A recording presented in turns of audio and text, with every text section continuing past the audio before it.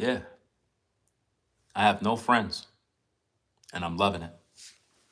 The best decision in life that you can make is when you have no friends. It's a wonderful time. In today's day, a lot of times people believe that they're supposed to have all these people around them to interact with. And what I find is that when you don't have no friends and you're alone, you're able to concentrate on your life.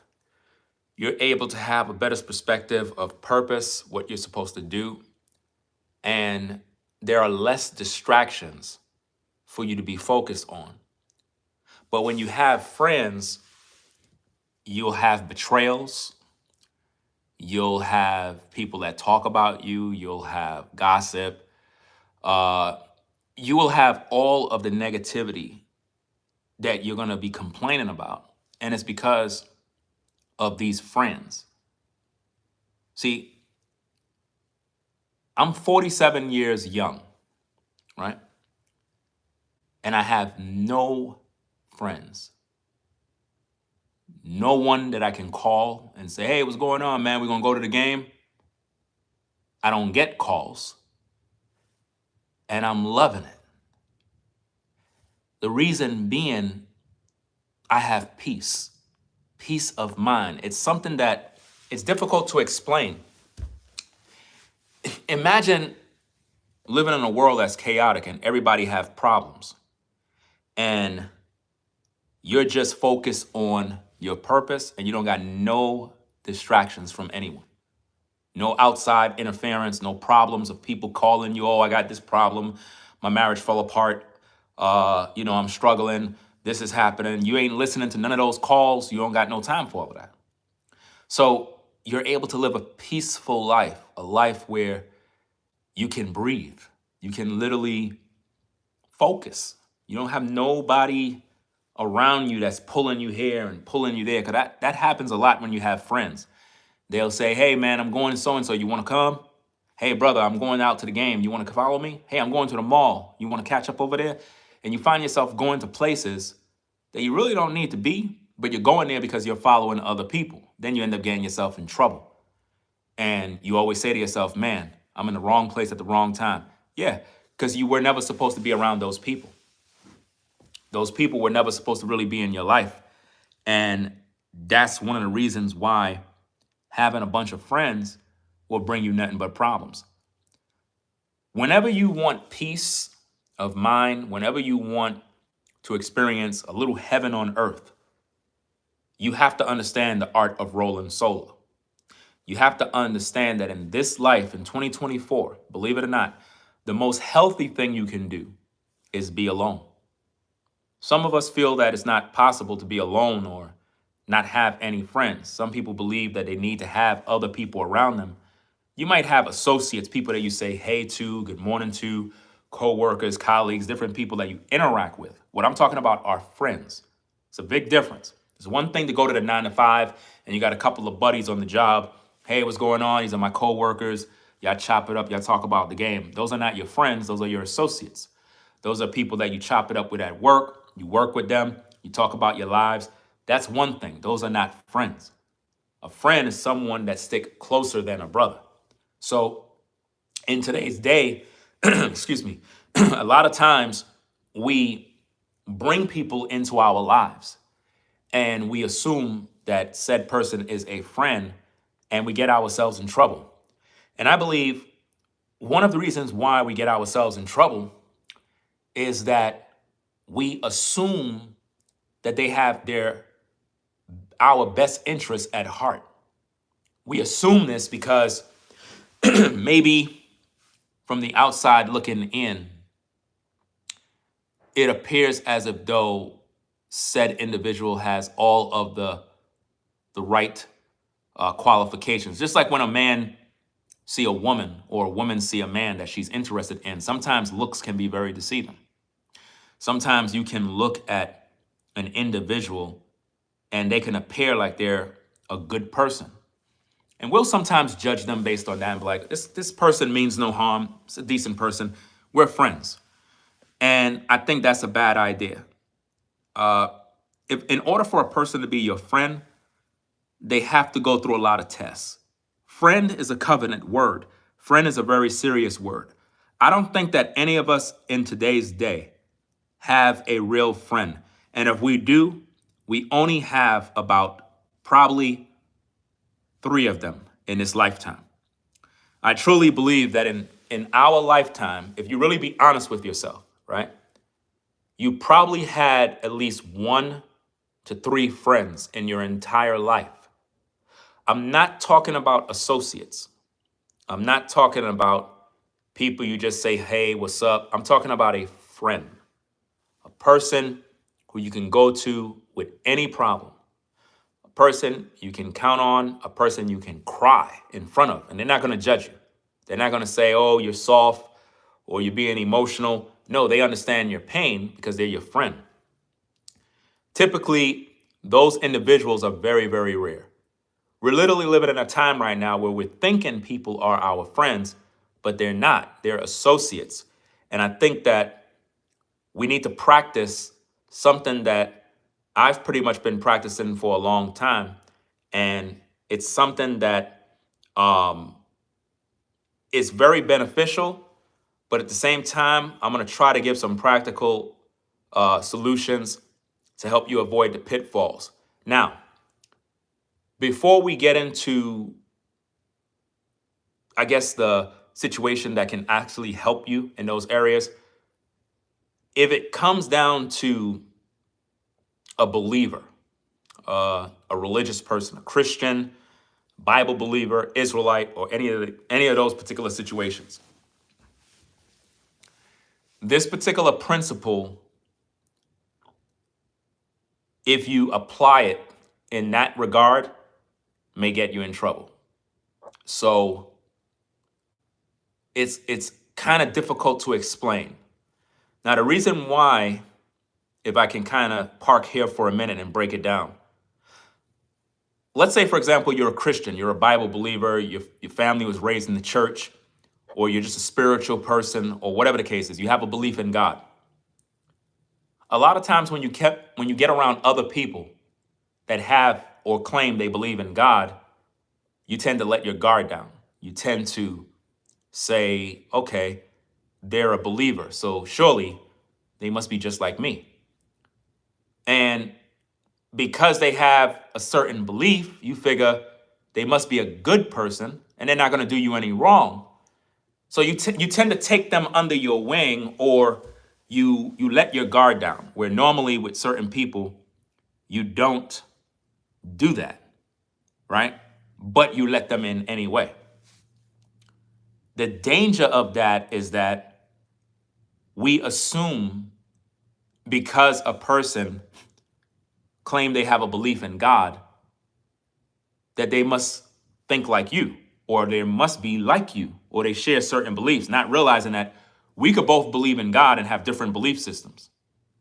There's a lot of people that believe in the Creator, and yet they have a difference of opinions, difference of beliefs. That's just the way life works.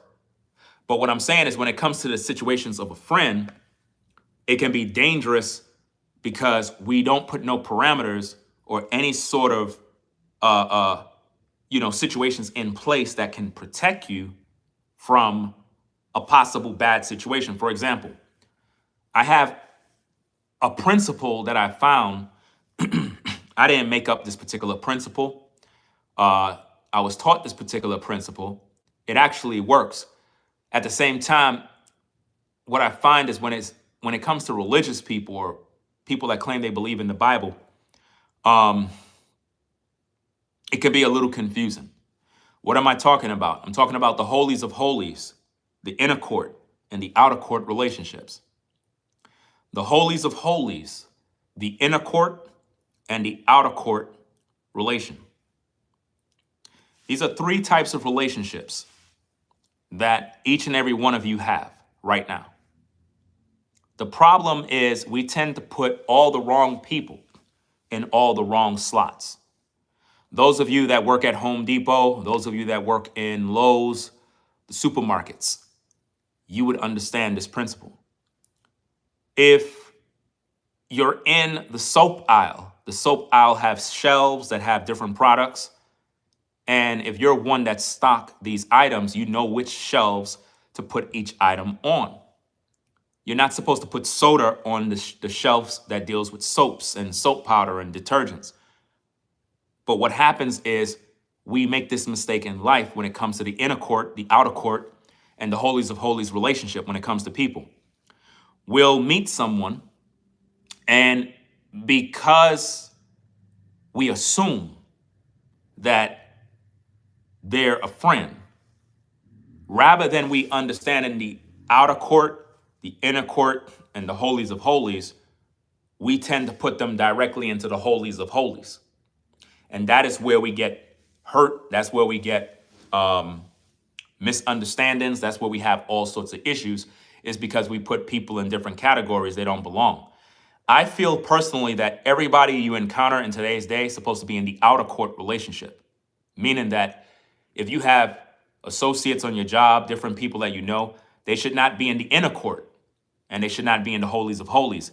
They should be in the outer court, which means these are people that I know, I'm familiar with, I see them, but I don't trust them enough to have them in my inner court relationship where I'm able to break bread, talk with them, bring them around the family, invite them in my home, all sorts of other stuff. Those kind of people you don't let in your home.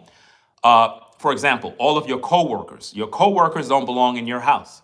You might know them. Some of you might be cool with your coworkers, but at the same time, I don't think that it's appropriate to bring certain coworkers in your home where you rest your head at, where you live at. I don't think that that's a good idea. I think that that's reserved more or less for someone who is in your inner court relationship that you're more familiar with and they're more trustworthy. Trust, very, very important word when it comes to friendships. And this is one of the reasons why I don't have no friends and I'm enjoying it. Now, somebody might say, but if you don't have no friends, then your life sucks. Not necessarily. I don't know why would someone think your life sucks. I'm the type of person that ever since I was a teenager, I've always been able to roll solo. I don't know what it is, but I seem to have more fun when I'm by myself. When I'm with a crowd or I'm with other individuals, I tend to not have no fun because a lot of times the people that I might be interacting with are not outgoing. They don't want to try anything new. They're not adventurous. They don't want to have no fun. They're boring. And it's like they're just spoiling my vibe. So not having friends, it allows me to be me. It allows me to do what I want, go where I want, experience things that some may say that's corny, that's boring, but to me it's fun. So by me interacting with myself, I understand more about me. I understand what I'm into, what I like, what makes me happy, what makes me sad, and I know my limits. A lot of times when you have the wrong people in your life, it can influence you to do good things or it can influence you to do bad things depending on the individuals that you have. This is why it's important to have the right kind of friends and especially have them in the right kind of category in your life. If not, they will influence you or you will influence them, and it could be a win for you or it could be an L that you're going to end up taking because you end up conforming into the image and likeness of the people you hang around. Typically, when you have friends in your life, either you will encounter a situation where you're going to transform and be like them, or they will be like you. Somebody's going to influence somebody to be like the other. That's just how life works. Whoever you hang around, you will conform into whatever it is they do. You're going to pick up their habits. This is why you have to watch who you hang with. If you hang with somebody just want to be at the strip club, go to nightclubs, partying, if you hang around with a crowd like that, you're going to find yourself going to those places, interacting in that world. And you might not be the person that like doing that, but if these are your buddies, these are your friends, you're going to find yourself doing it. And it may not be your thing. So you might find yourself at a strip club sitting down and ladies are all over the stage doing whatever it is they do. And you find yourself feeling a little uncomfortable because this is not really your style as a man. This is not how you get down. You're not the type of guy that hang out in these environments. You're a better man than that. You're able to find a woman. You know what I'm saying? Like, you don't really need to be in establishments like that, but your buddies, this is what they do. So it can really communicate, or excuse me, it can, how's that word? It can, I guess, ruin your good character. It can corrupt your good character. And that can be detrimental to your well-being as a man or a woman, depending on who you are with. Like, you might hang out with ladies, they want to go on hot girl summer, they want to go to the strip bar, they want to go to happy hour, but you're not really that type of sister that want to be out and about drinking and wilding out and doing all these different things. So knowing the kind of people that you have in your life can really make you or break you. Knowing which category to put them in can really make you or break you. You have to be careful with the right and the wrong people. You might work with people that are the wrong people. You can't get away from them because you work with them, but you can protect your peace by putting them in a particular category, the outer court relationship. The outer court relationship is defined as the section of the relationship, the relationship category where these are people that you're familiar with, you see them, but you're not really cool with them. You talk, hey, how you doing, what's going on? But these are not the people you invite in your house. These are not the people you leave your children with. These are not the people you lend your car keys with. These are just the average people you see at the store, at the mall. You see them in your neighborhood. You see them in your neighborhood walking their dog. You're familiar with them. You see them, but you're not really cool with them. You're not friends. You just kind of see them. They're in your outer court relationship. You don't ever invite that person into the inner court relationship. That's very dangerous. You don't let that person know about your personal business. And a lot of times, the reason why we have a lot of problems with people is that they're not really in the category they belong in. A lot of times we're quick to put people in categories they don't belong in, and that's where we have all of these problems, right? So the outer court, again, are people that you see, you're familiar with. They're not really cool with you. You don't really know them like that. You don't invite them to your house. It's just like you don't really love them. And I know that might sound a little weird, but you don't. I don't love those people. There's no feelings there. I kind of see them. It's like if I see a neighbor every now and then in my community, I see them. I don't love them. I just kind of see them. They're there. I'm not inviting them into my house because I don't really know them like that. All right. So now, when you look at the inner court relationship, the inner court relationship would be people that you know, family members, your relatives. These are inner court relationships. You know them. You broke bread with them. They've been to your house, but at the same time, you're not going to tell them that. And this is just for an example purposes, you're not going to tell them that you just contracted some sort of STD. You're not just going to come out in the blue and just say, hey, this is what happened to me. You're not going to do that. They might be family member.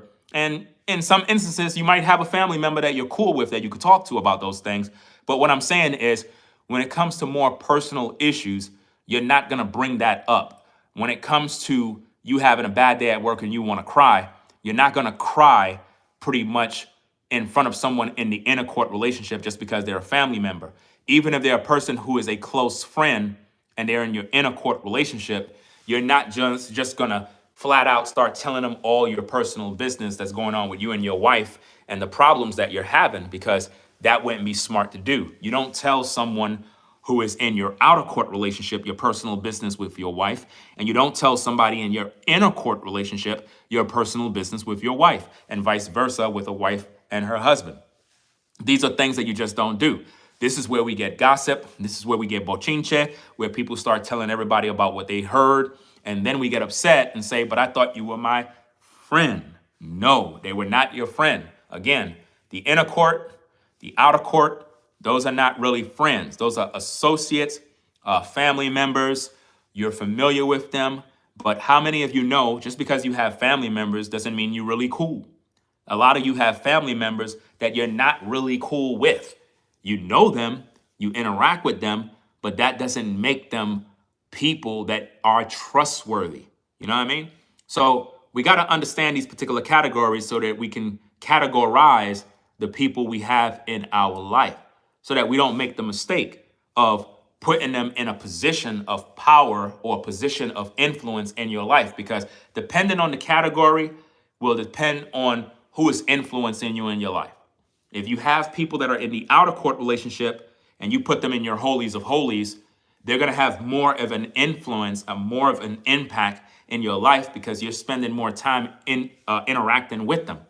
And again, that can, you know, program your mind to adapt to certain things in life. Now, the holies of holies relationship is typically your mom and dad. Your mom and dad, I would conclude, would be a perfect example of the holies of holies. Typically, you would have a good relationship with your mom. Hopefully you do. And hopefully you have a good relationship with your dad where you're able to talk about things in front of them and not be ashamed.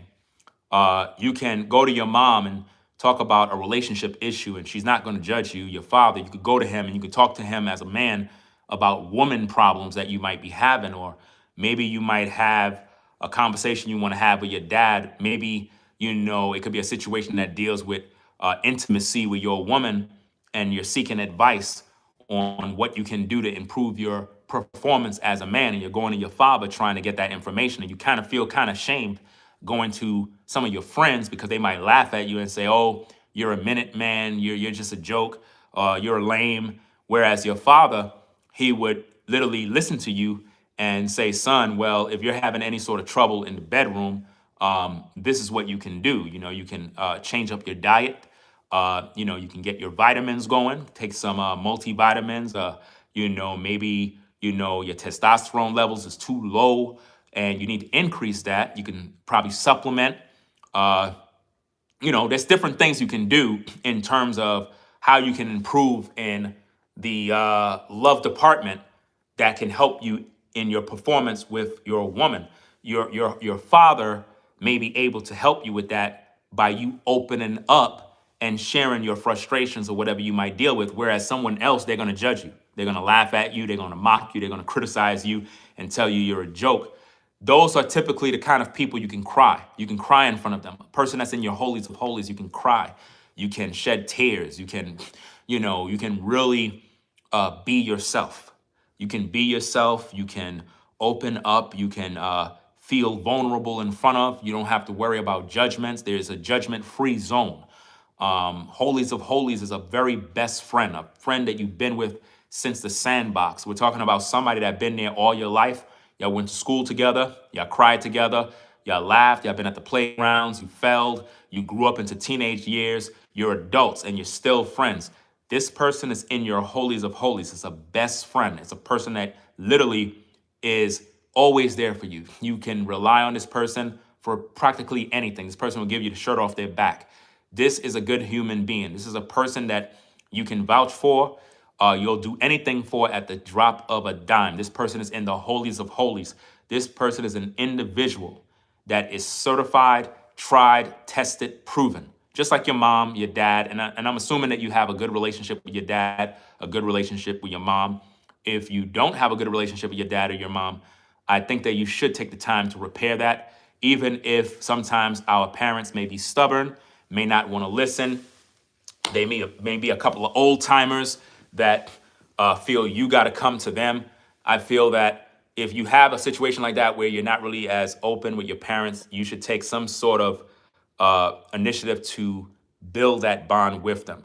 A lot of times parents can be very entitled where they feel like you got to come to them and you got to do this and do that. Honor thy mother and thy father, that thy days may be long upon the earth, is something that I live by. My mother has passed away, so, you know, she's not here. But at the same time, these are relationships that you must cherish. The holies of holies is the best relationships you can possibly have. These are cherished relationships that are very dear to you. These are individuals that are mentors in your life, people that you really look up to, a genuine person with a beautiful spirit. a person that you respect highly. I'm talking about individuals of high regard. They're normally in your holies of holies. These people are the equivalent of when you use your debit or credit card online and the systems that is taking your information is not spreading it all over the world. These are those kind of particular individuals. I'm talking about people you could tell your personal business to, and it's not going to be on Front Street for the world to see. These are people you can trust. Trust is at the forefront of these particular relationships. Whereas if somebody was in the inner court, you can't really trust them. Even though they're in the inner court and you kind of know them and they've been proven, they just really are not there. That they're so trustworthy that you can leave your wallet with them. You can leave your phone with them and leave it unlocked and know they're not going to go through your photos to see what they're going to find or go to your Cash App and transfer money to their account. These are people that you can trust with your life in their hand. A person that's in the holies of holies is an individual that is of high regard. These are special individuals. And I think that a lot of times when we have friends, right, we throw everybody right into the holies of holies. And that's the biggest mistake we always make. That's why we have so many problems when it comes to dating, friendships, business relationships, is that we bring people in and we don't let them go through no tests. We don't verify the information. We don't prove to see whether or not this person is a true individual that is about, whatever it is that you need, because everybody don't belong in the holies of holies, number one. Only certain key individuals belong there. You can't put everybody there. Everybody isn't trustworthy. Everybody isn't loyal. Everybody isn't going to be a real friend in your life. Like I said, the majority of you that are viewing the live right now, the people that hang around you are mainly associates. A lot of you call these individuals your friends, but they're not really your friends. These are individuals you see, you interact with, you might drink with, go to the club with, the bar with, play basketball with, but they're not technically your friends. They're not your friends, but you call them your friends. And I think that when you do stuff like that, you're setting yourself up for failure. You're literally setting yourself up for failure because you don't know this individual. In today's day, we have to get to the point where we're getting to know people. We like to say that when people get into dating relationships, they need to get to know these individuals. But are we doing that when it comes to friends? We don't really take the time to get to know people. If you really be honest with yourself, we don't do that.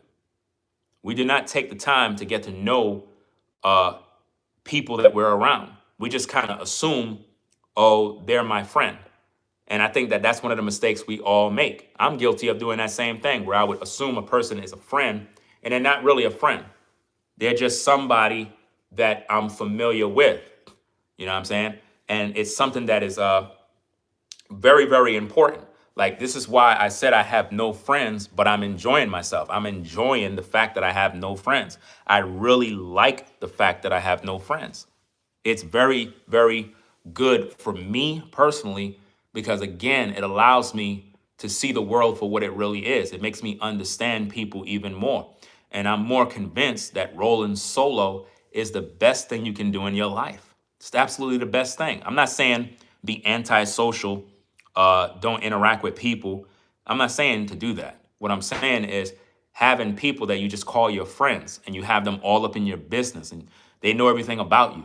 It's not good when people know everything about you, fam. I don't know about you, but I'm not too happy knowing that everybody knows about me and everybody knows what I got and where I'm going and what my bedroom looked like and all this other stuff. Like certain things people just don't need to see. You know what I'm saying? And I have a fly bedroom, believe it or not, but it's not for nobody to see. It's not for nothing to, oh, hey guys, let me show off how my bedroom look, fam. It's not for you to see.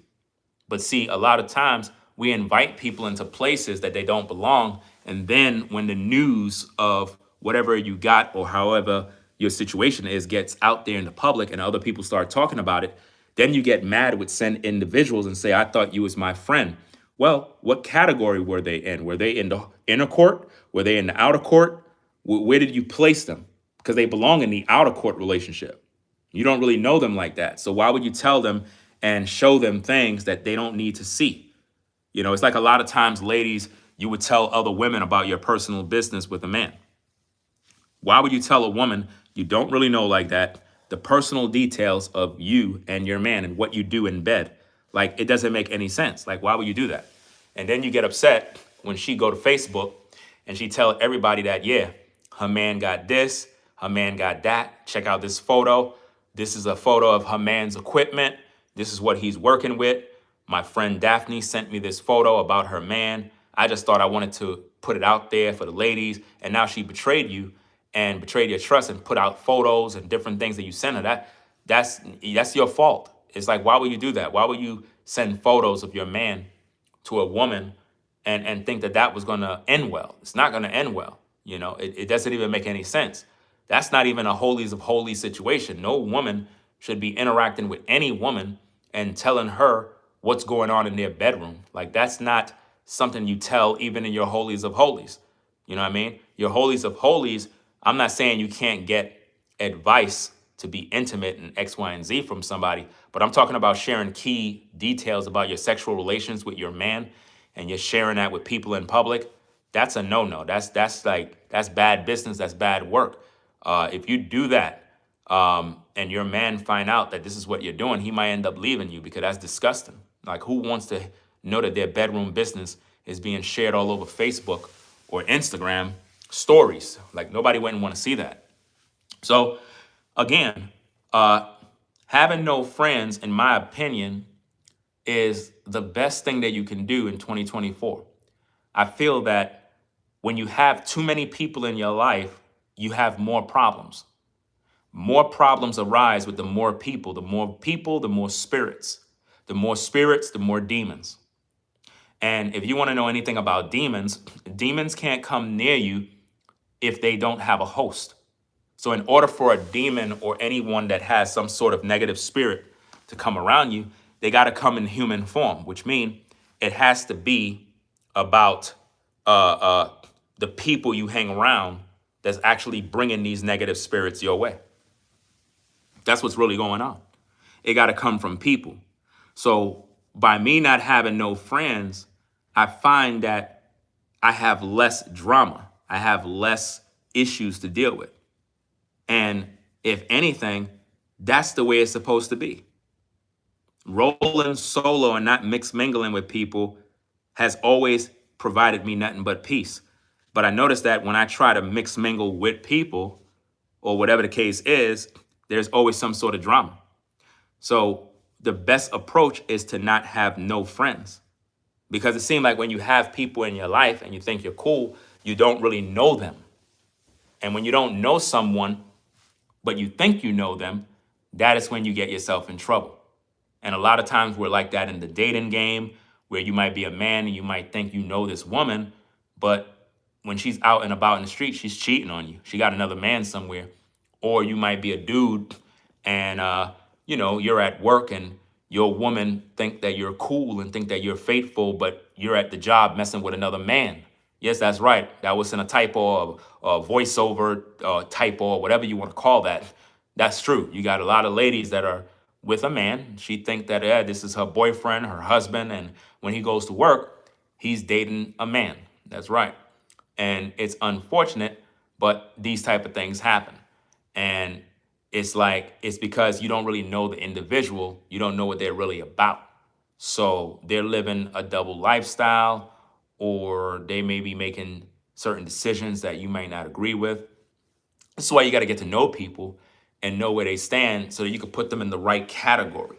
So again, for the class, everybody that's listening in, everybody that you know as of today that you call a friend, associate, whoever the case is, they're in your outer court relationship. These are people that you're not supposed to trust. Did you get that? Everyone that is in your outer court relationship, you're not supposed to trust them. The minute you talk about trusting people that are in your outer court relationship, you already done dropped the ball. Because you cannot trust people that are in an outer court relationship because they're not trustworthy. They haven't been proven. They haven't been tried and tested to prove in the test of time. So you can't trust a person that's in that relationship category. But what we do is we don't understand the three categories. We tend to take someone we met and we put them right into the holies of holies and we crown them, this is my friend. And then everything goes south.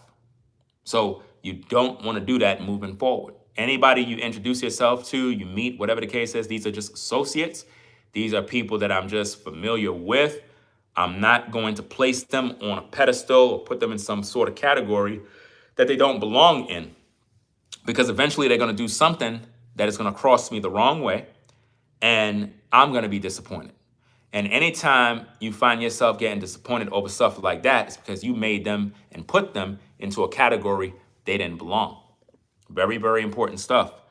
Let me see. It is what it is. Boom, boom, boom. I'm kind of reading the chat, seeing where everybody is. So it's holy of holies, inner court and outer court. The outer court is that's the outside.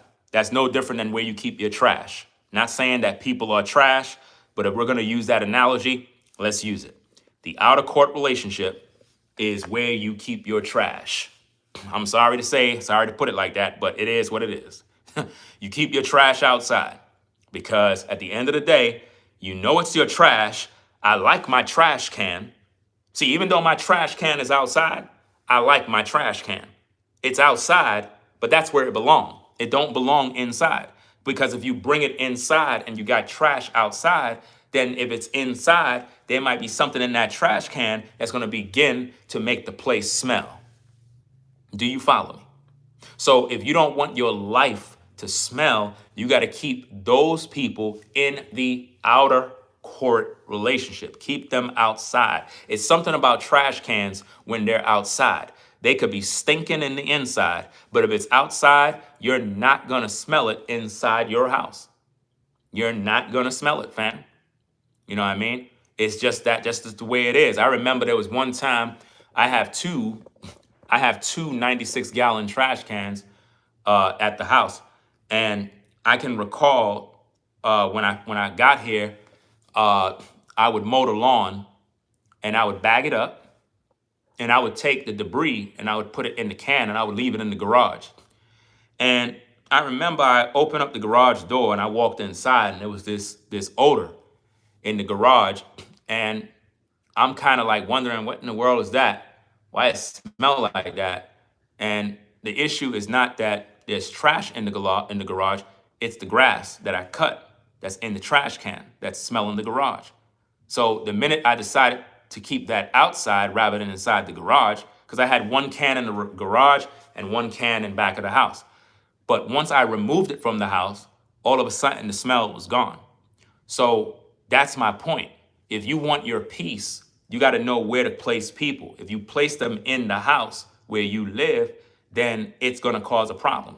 So you don't want to take somebody that's in the outer court relationship and put them in the inner court, because now you're going to have issues. Do you understand my point? So, and I know that might sound a little weird by saying the trash cans. Again, I'm not calling people trash, but there's a lot of things we keep outside. We keep our cars outside, but then again, you might keep your car inside. I like keeping the car in the inside in the garage. That way it avoids the storms that are outside. You know what I mean? Why would I want to keep a brand new SUV outside in the elements, in the sunlight, in the rain? And why would I want to do that? I'd rather keep it inside where it's clean, it's protected. I don't have to worry about nobody doing no drama, no issues, kids playing around, somebody scratch it. I don't got to worry about that because it's in the inside.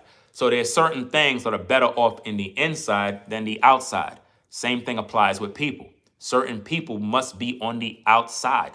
Don't be too quick to bring friends in and crown them as friends. Just because they're pretty, just because they're handsome, just because they dress nice and drive nice and have money, that doesn't identify them as a friend. Those are associates. Those are people that you're just familiar with. You know, how would that person lay their life down for you? I doubt it. So these are things that you got to look at to understand where you're going and who you have in your circle, right? Let me see.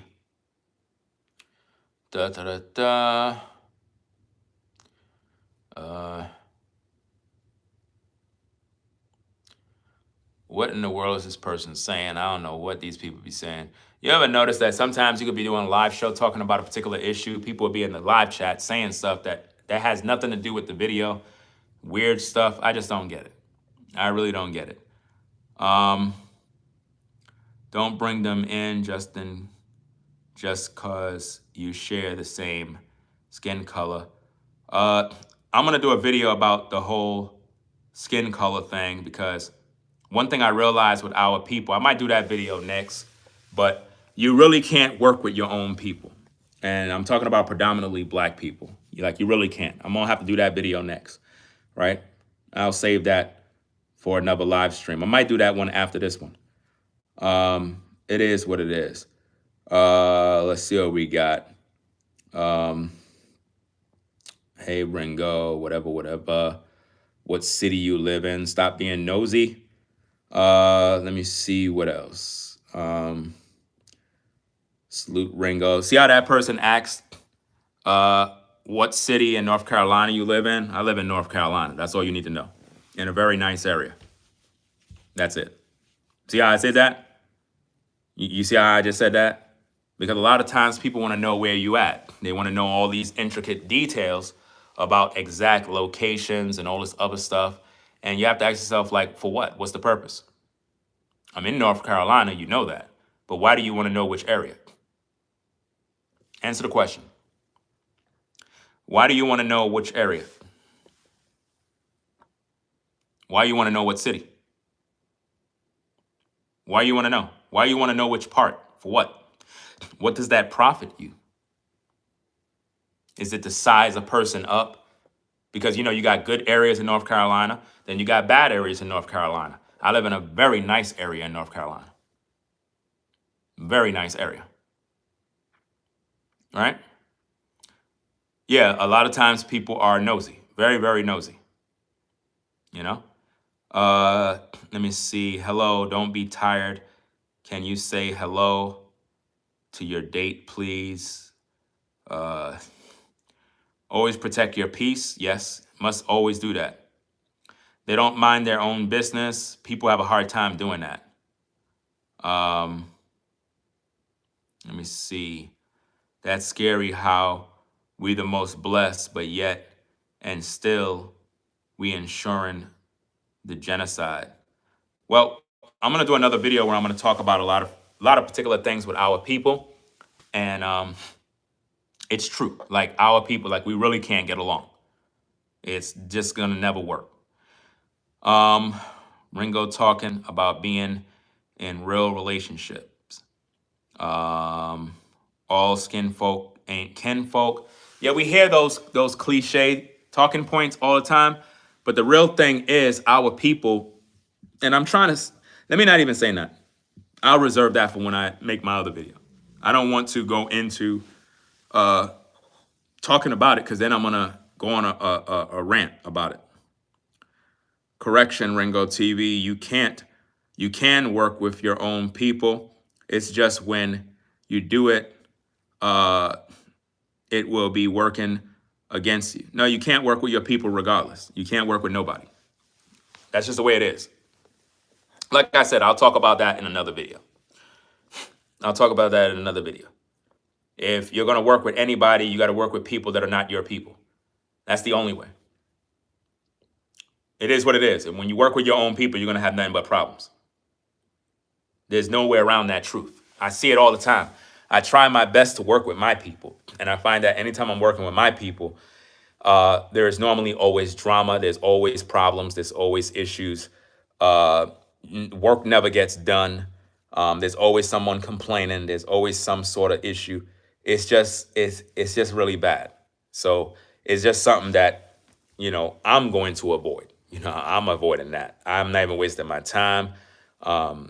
In anything, I'm just not wasting my time. Even when it comes down to music, I'm sorry, but I'm not working with my people. I'm not working with them. Collaborations in music, you would have to be an exceptionally good person for me to work with you.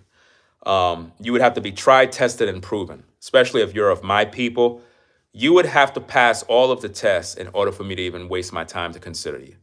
because I've been through a lot and I've seen a lot, and I realized that when it comes to our people, it's virtually impossible for us to even get along, let alone work together. That's an impossibility, right? But I'll talk about that in another video. Um, Let me see. It's business, unprofessional. Fam, we can't even work in business together. We even see that in the workplace with how a lot of us get down. You know what I mean? It's just nothing but arguments and competitive jealousy and a lot of drama. And he said, she said, backbiting, fights. Even in the workplace, you see this type of stuff. It's sad. Let me see. See, we got a couple of trolls. Let me see. I feel you on that. You're saying from experiences. Yeah, we all got experiences.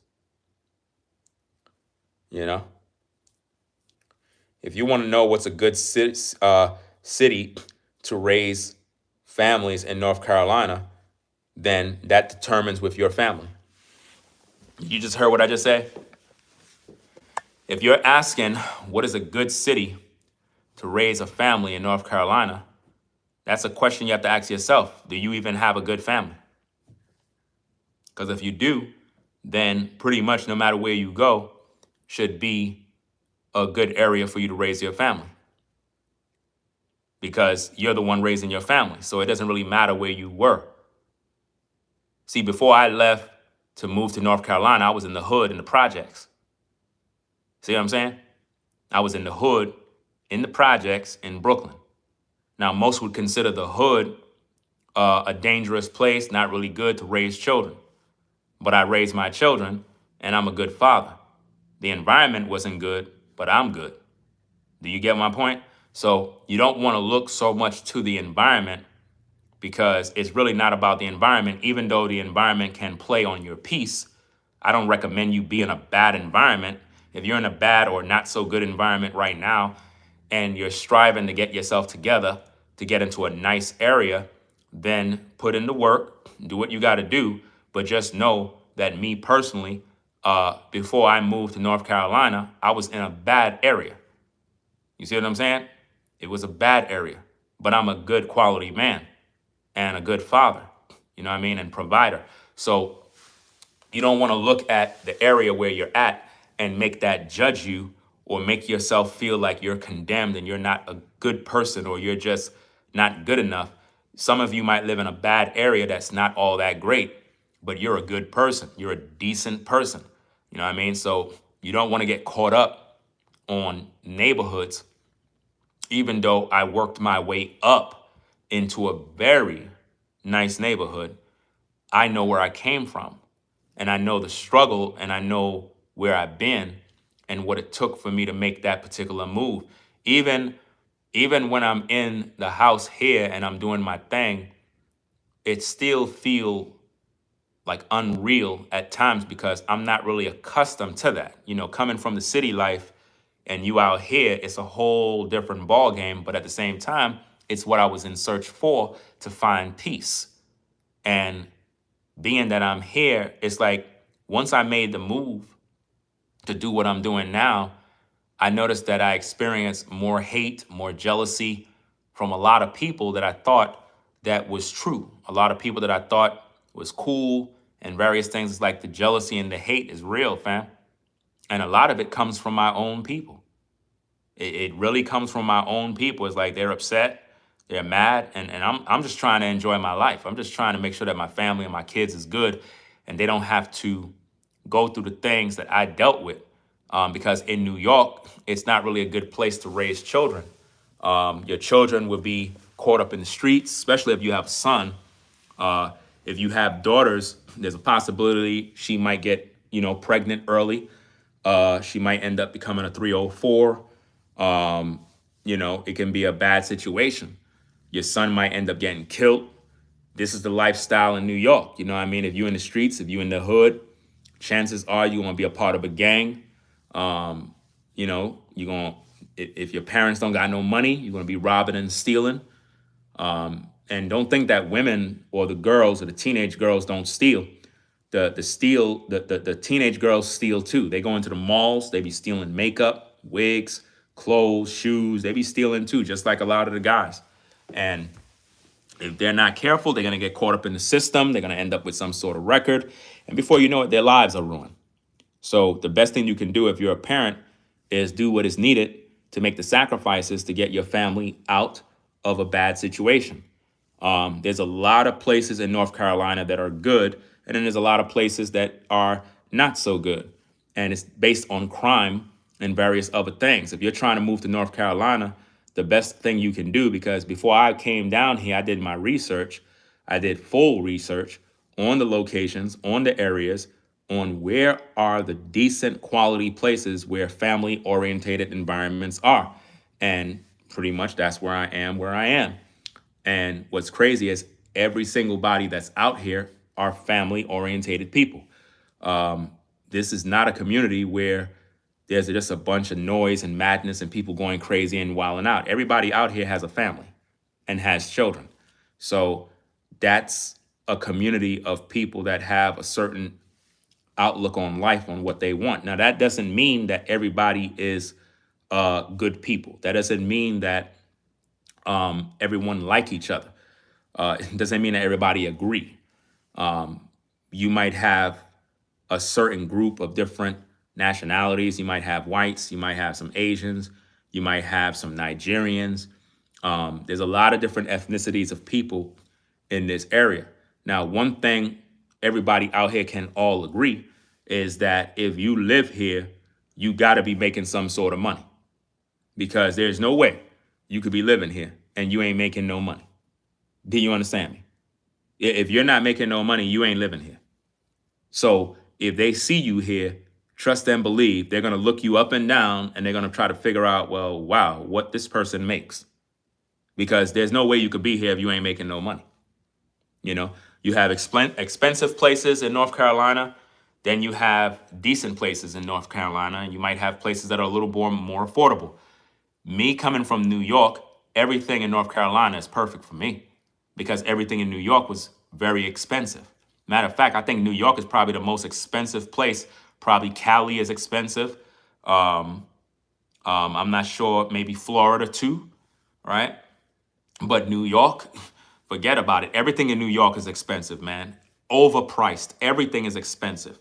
So moving down to North Carolina was a blessing for me.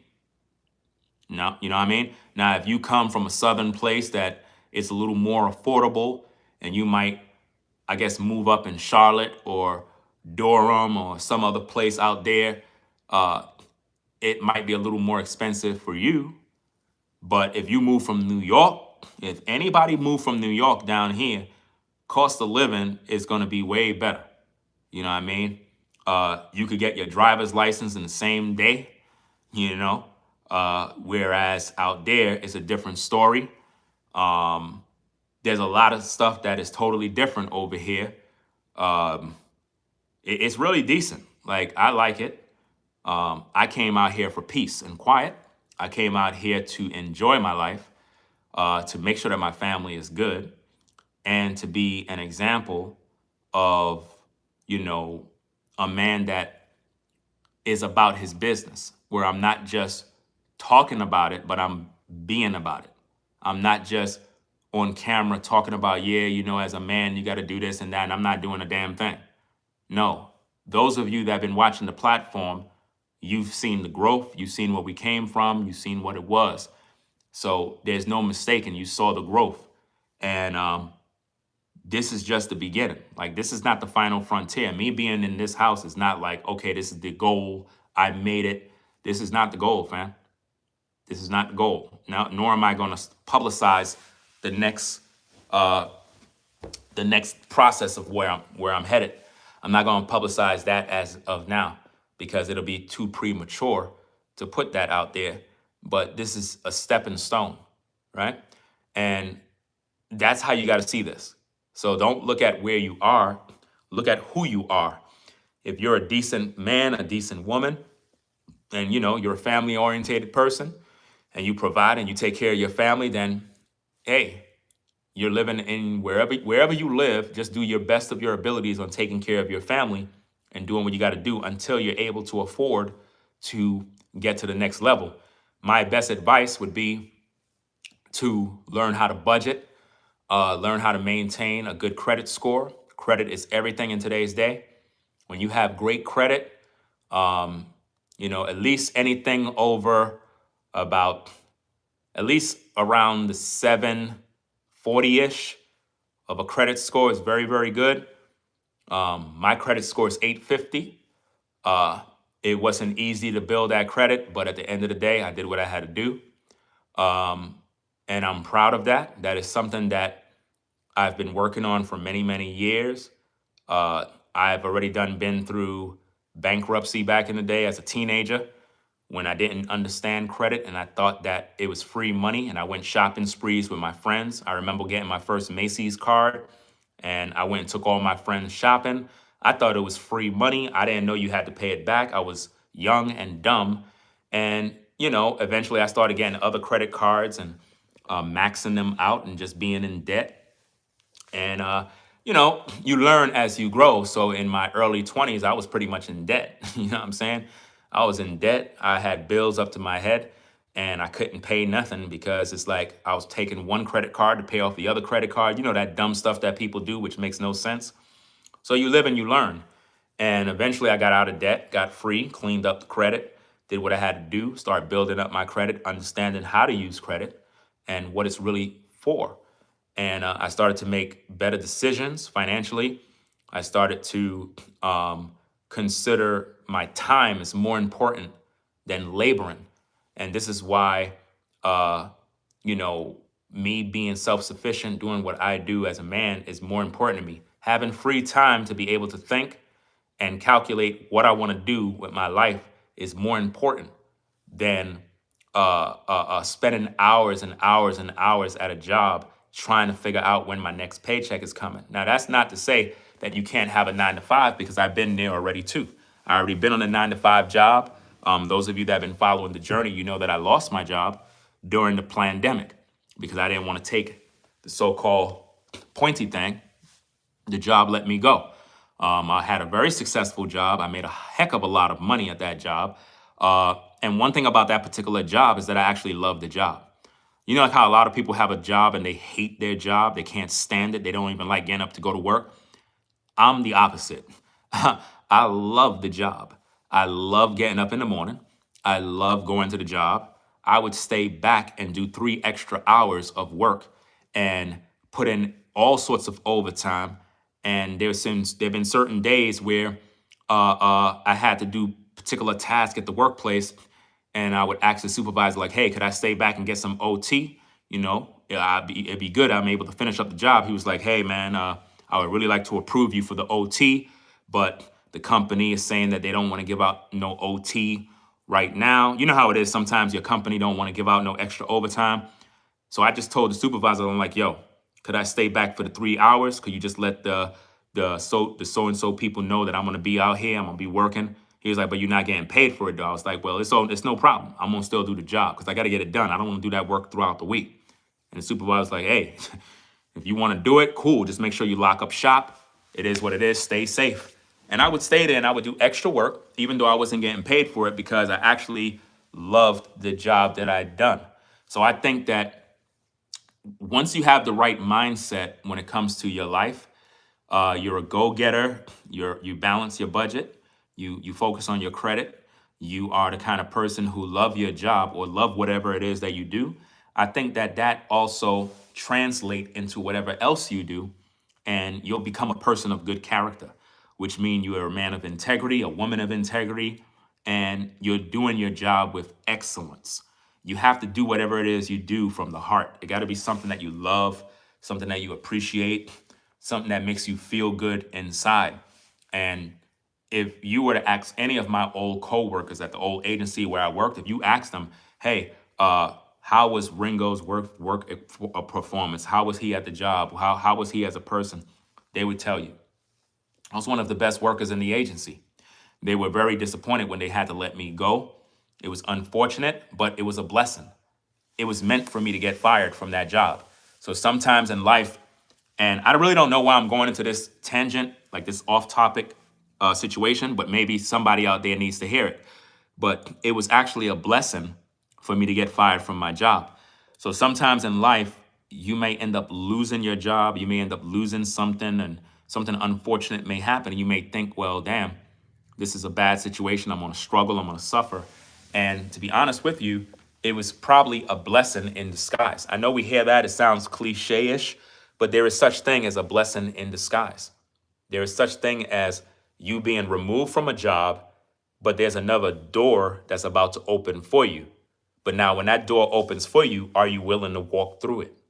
You can't be afraid of success. You cannot be afraid of success. That's one thing you must understand. If you're trying to better yourself, put yourself in a better position in life, you can't be afraid. This is why I got to salute a lot of the ladies. Believe it or not, a lot of ladies have been making a lot of business moves when it comes to buying homes, getting rental properties, getting condos, and purchasing vehicles. And it's like they just go do it. They don't sit around procrastinating about it, worrying about this, worrying about if they're going to afford this or pay this. Y'all get y'all paperwork together. You make sure your credentials is right, and then you just make it happen. And once you do it, you just maintain what you rented, whatever you bought, your mortgage, your car, whatever it is you got. And at least you're in a better living environment. At least you're able to have a peace of mind, because your peace should be everything. And I think that every man and woman should be striving to protect their peace in a way where they're more concerned with bettering their bottom line in terms of where their family rests their head at. See, when I was in New York, I was not at peace. Now, I know the topic is about friends. I think I covered that and I talked about that. I'm going to try to tie it into all of this particular this topic. But when I was in New York, I wasn't at peace. I told y'all this even when I was doing content. I was like, yeah, I'm doing the content, but I'm really not at peace. I'm not really happy. You know what I mean? And a lot of y'all probably thought like I was depressed or whatever the case is. I wasn't suffering from no depression or anything like that. Simply put, me saying that I wasn't at peace simply meant that I wasn't where I want to be in life. You know what I mean? Meaning you see me as the content creator, you see me as the guy doing the content, but at the same time, I wasn't at peace because I wasn't where I wanted to be in life. And a lot of you may be decent quality people. You may have a good job. You might have a bad job, but you're not really where you want to be in life. And it's like, you know, there's more to life. You know that there's different things out there, but you're just not in a position yet to be where you want to be. You don't want to be discouraged. You don't want to beat yourself up. You gotta like step out of your body, kind of pause and look at life and say, okay, how can I get to where I want to be? I know I'm supposed to live a better life. I know I'm supposed to be in a better position. How do I get there? My job is not paying me enough. My circumstances is not allowing me to make said moves. I got some debt. What do I do? Where do I turn? How do I get off of this roller coaster ride of just, because sometimes when you're in that situation and you see other people elevate, sometimes there's a temptation to be jealous. There's a temptation to envy or compare yourself to other people. That's what we don't want to do. We don't want to do that. My best suggestion, if you're in a situation like that, is never to envy someone, right? Be happy for them. Be happy for their success. Congratulate them for their success. And then another good thing that you can do is ask them about their success. Hey, sis, could I talk to you for a second? Sure, what's the problem? But like, I really don't mean to like get into all your business or anything like that. I'm not really trying to do that. But I'm going through like something. I just wanted some advice. I see that you're a person who, you know, you came from the same place I was at. And I just wanted some advice on like how were you able to even get out? Like, how were you even able to stay focused, to make these kind of moves to better yourself and your situation? You'd be surprised how that person would take you under their wing and literally talk to you and show you the step-by-step plan of what you need to do. They'll ask you, well, what exactly are you doing in your life? They'll look at where you are and they'll begin to look at the circumstance and say, well, this is what you're doing wrong right here. This is where you're going wrong. You see what you're doing right there? Yeah. If you would change that, get rid of those particular friends that you carry, right? You're going to be able to see clearly on what you need to do. It's just that simple. You'll be able to see clearly on what you need to do. And I think that that is something that a lot of people just don't get, you know? This is something that they just don't get. And you have to really be around people that understand the assignment of what you need to do. You know, so sometimes getting around people that I guess they have an experience, right, of what they've been through, right?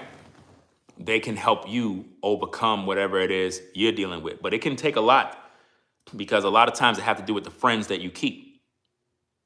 The friends that you keep can actually make or break you. I personally am not interested in being around people that are not going nowhere. I know that might sound cold, but it's true. If you hang around people, now you have to listen to the advice. If you hang around people that are not going nowhere, you're not going nowhere. You got to be around people that are about their business. You got to be around people that are about making money, people that have success. That way you can get advice from real world people that are about their business. Think about how many people that might be in this area that are about their business that you can get advice from. Now, some of you might say, but Ringo, you're a hypocrite because people wanted to know about your YouTube channel and you didn't tell them. Well, that's because that's none of their business. That's none of their business. If I just moved here, it's not my job to start telling everybody in the community I live in, oh yeah, my YouTube channel is such and such and such. Go check out my channel so you can get upset. No, that's not how you do things, because number one, what I do in terms to make money or earn money is none of their business. That's not how you move. You don't tell people all these things.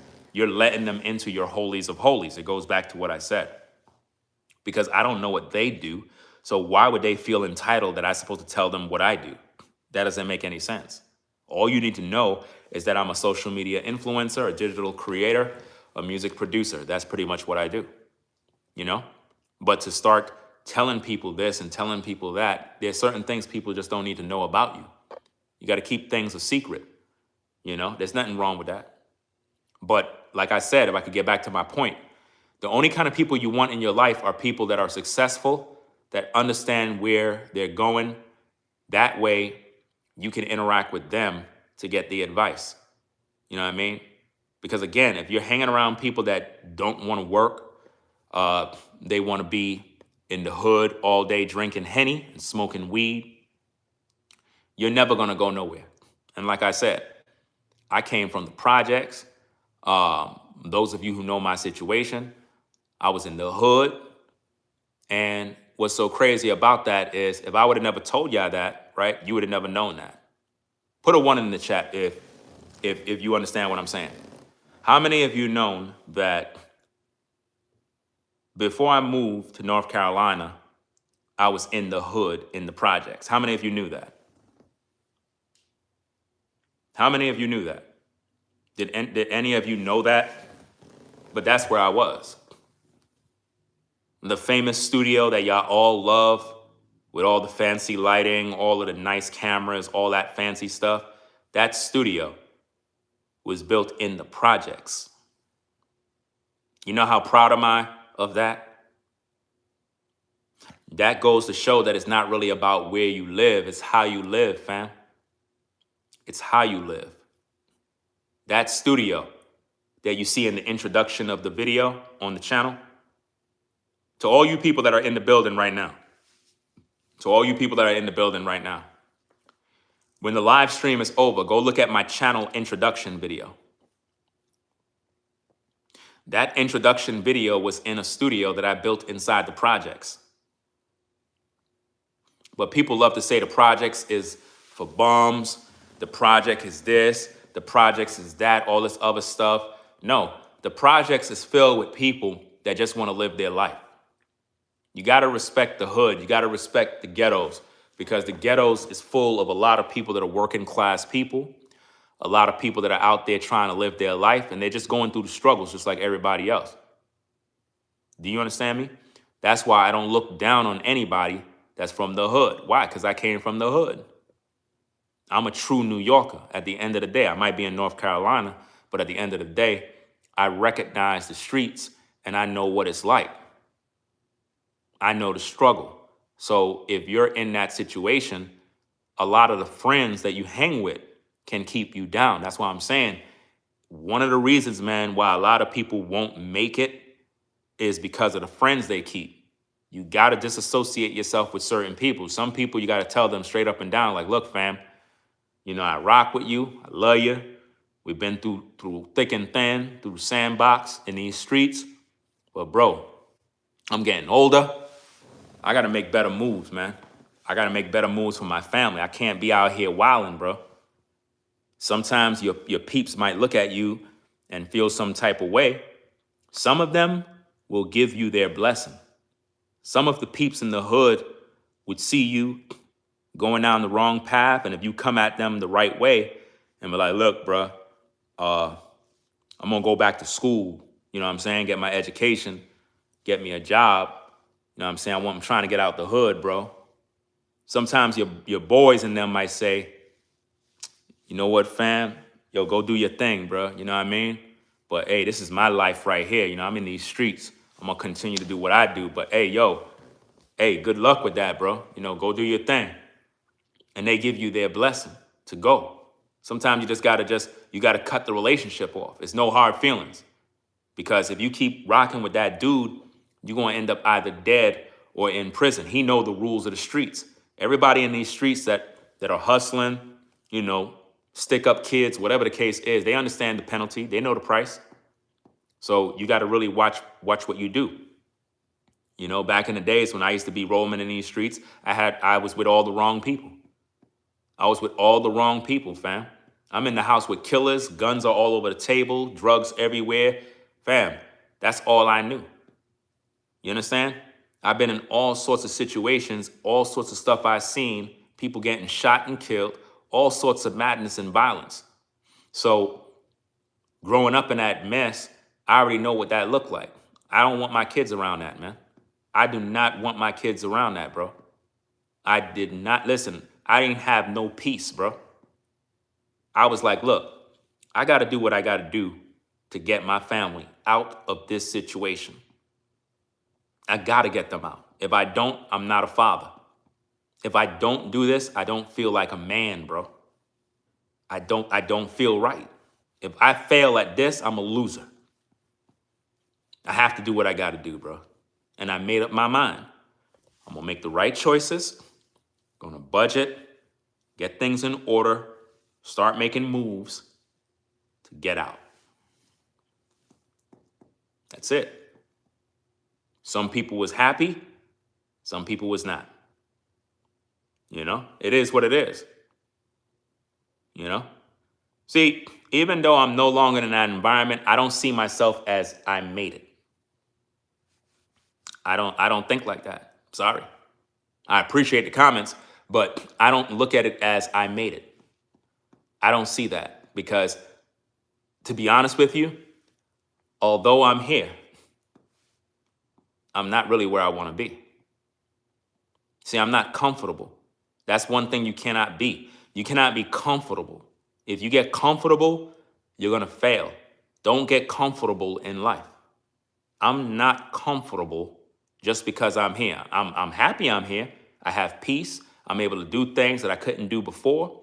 I got a heck of a lot more room. But this is not the end goal. This is not the end goal, fam. My job is to move further. I have greater plans, greater ideas. This is a stepping stone. So if you're a person who's trying to make these moves, trying to better your life, in order for you to do that, you got to get rid of all of them friends so you can have peace. I don't have no friends, and I'm loving it because I'm allowed to think. I'm allowed to be who I am. I'm allowed to understand why I'm alive in today's day, why I'm here.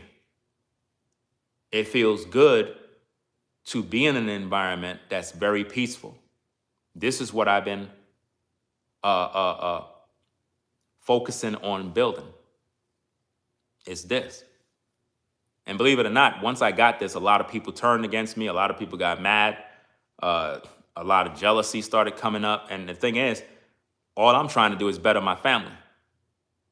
Like, people don't know where I came from. Like, I came from the ghetto, came from the slums, came from the projects, the hood, not having nothing,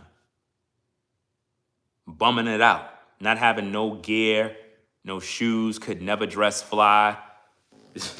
But then when a brother start coming up, start doing well for himself and whatnot, start dressing nice, looking nice, all of a sudden the hate comes.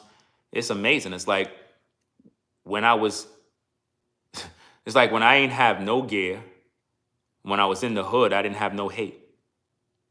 I didn't have nobody jealous of me. I ain't have none of that stuff. It's like, why is it that when you don't got nothing, nobody's jealous of you, but when you start getting something, everybody mad at you, bro? Like, that's crazy. Like, I would expect people to be happy.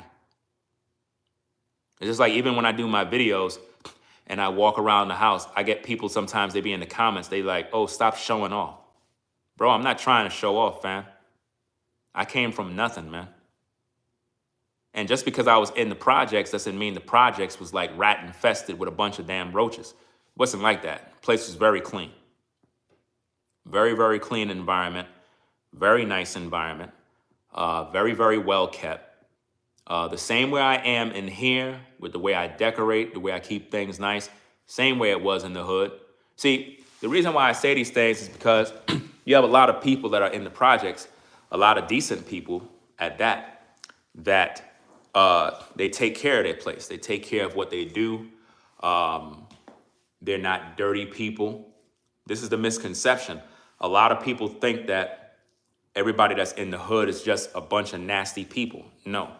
You got some people that are nasty, but then most of the people in the hood, you have a lot of working class people. A lot of working class people that pretty much do the right thing, you know?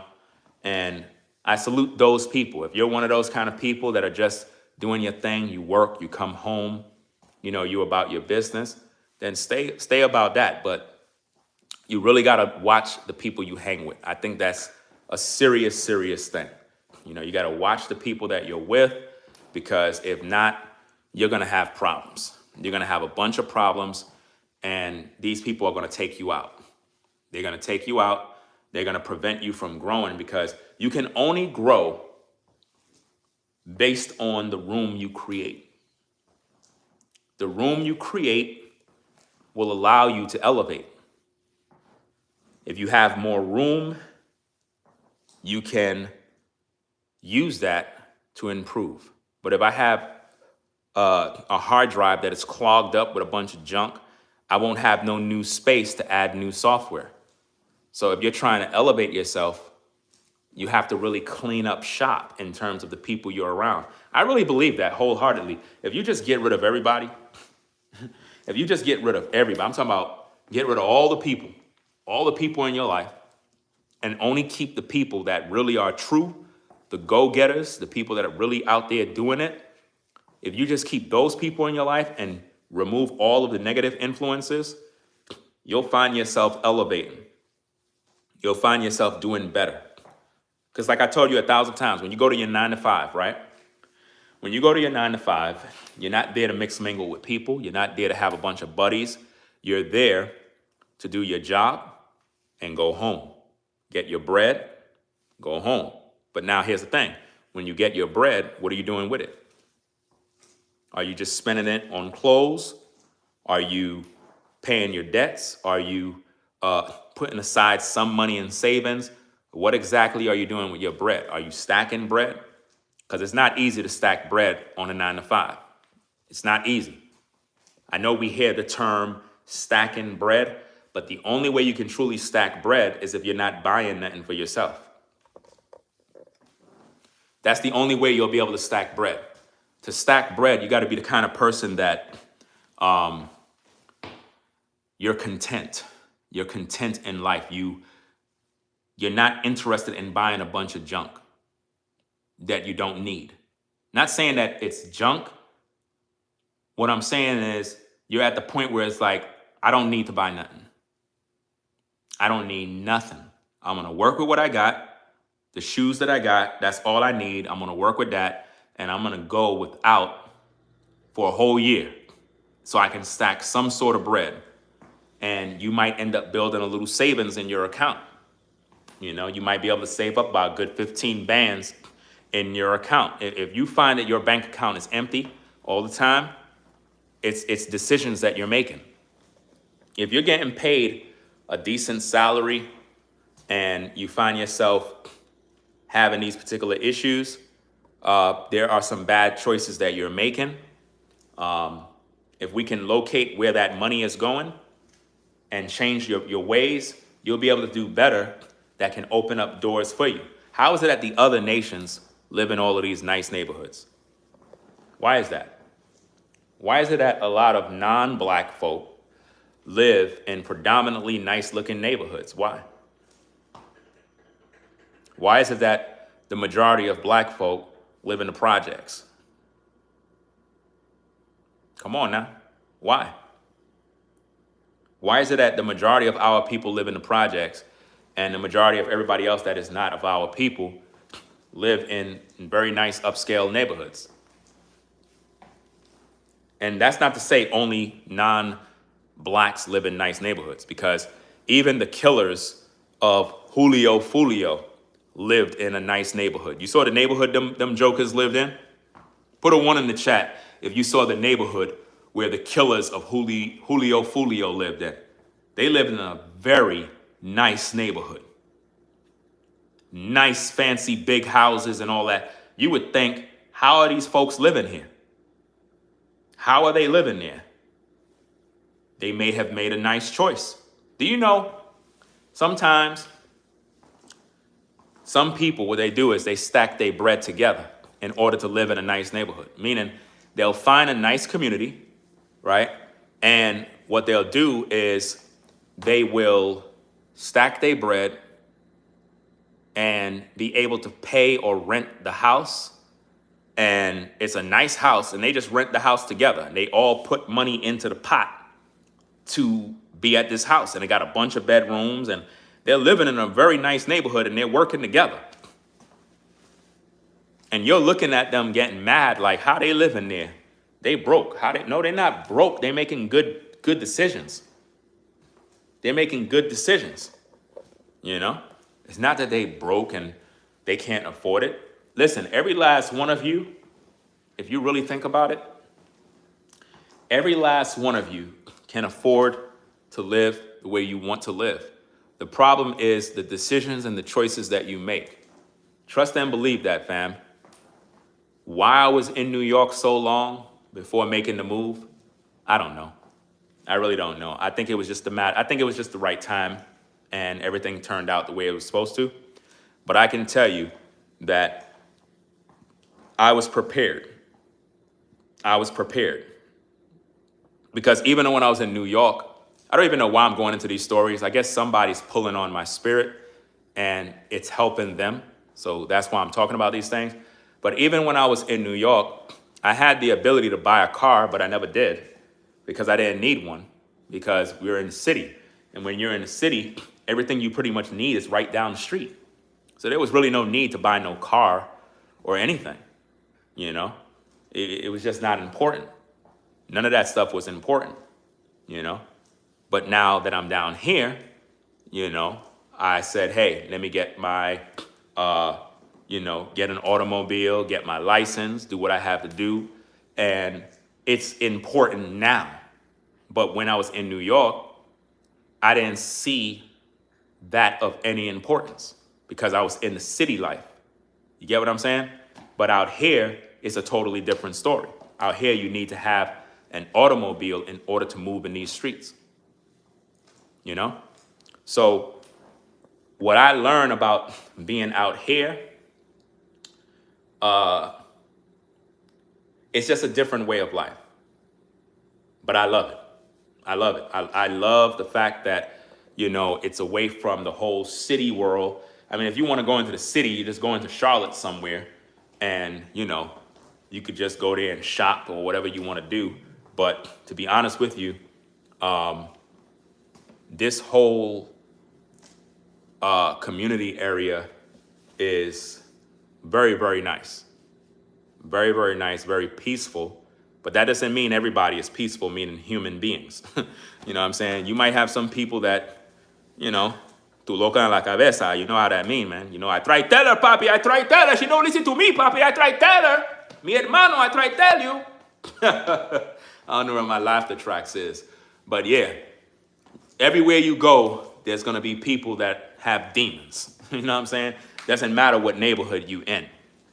I don't want you to think that if you move to a certain neighborhood, everything is always perfect. You know what I'm saying? Like, oh yeah, you never have no problems and, everybody is everything. No, listen, I could be in this area and you can have people that are racist. You would never know. It could be a couple of racists out here. I wouldn't know because I don't really entertain them.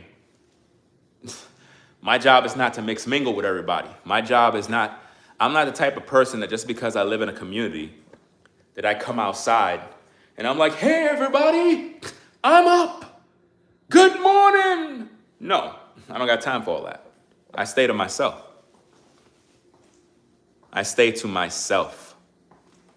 You understand? If somebody communicate with me over a situation, then I'll respond to them and talk with them. But for the most part, I stay to myself. I mind my own business. I don't like to interact with nobody.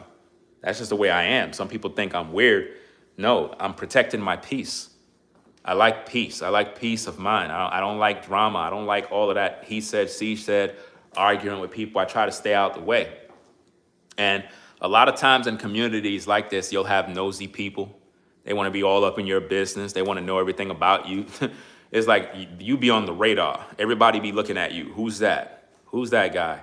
He's a YouTuber.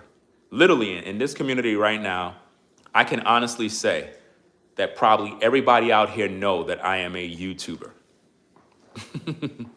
But they don't know my channel. But they know that I am a social media influencer because they see me when I do my content and I have my cameras out and I'm doing my thing. Even on my bike, fam. Let me show you this. Let me show you this thing real quick. Because some of y'all probably like, what's going on? Let me show you this thing real quick, right? All right. Make sure the door is open. One time I almost locked myself out, right? So we in the garage, right? I gotta get this particular device that I have here connected to the bike. Now watch this, right? Let me see if I could do this. Hold on. I don't know if this will stay. Hold on a second. All right. Look at that. You see the bike? I don't know if you can see it fully. Right? You see that device? That's where the camera go. See how I have the poles set up on the bike? You see that? See the top? That's how I'm able to do my content when I'm bike riding. So the phone would just go right on here.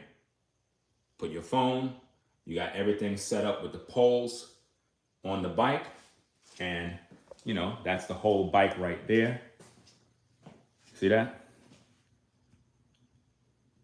My camera's recording me up there. But that's what I would use to do the bike ride videos. Pretty much with that setup. Right? So that's like one of the setups, but I got to get one for the scooters, right? This is my main bad boy right here. I don't know how I'm going to do that, but I'm going to try to set up something with this where I put the clamps on here, down here, on this part of the handlebar, and have some sort of poles connected to do something similar like what I have on the bike. Now, what that would do, it would allow me to film with the scooter in the community too, which means I could just ride around and film and ride around on a scooter, which would actually help to do content without me pedaling if I don't feel like pedaling or whatever the case is. But other than that, you know, stuff like that is very cool. And as you can see right there, I got my key for the garage set up on the bike so that when I, finish, come in, I can just press that and the garage door open and I'm ready to go.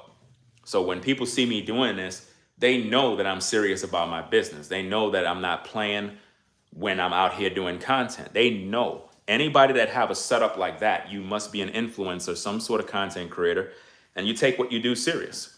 So it is what it is. I actually supposed to give away this scooter, and this scooter. Supposed to give it away. I'm still thinking about what I'm gonna do because, I don't use them. They're pretty much brand new. Like seriously, this scooter is ultra brand new. I only used this scooter 4 times since I bought it. 4 times. This pretty much right here is the beast right here. Riding dirt bikes outside. I didn't even use that scooter, to tell you the truth. These right here, I don't know. I might keep them. I don't know. I have to see what I'm gonna do, fam. I have to see what I'm gonna do, because at the end of the day, I don't know. I was about to press the damn garage door. But this is what I mean by,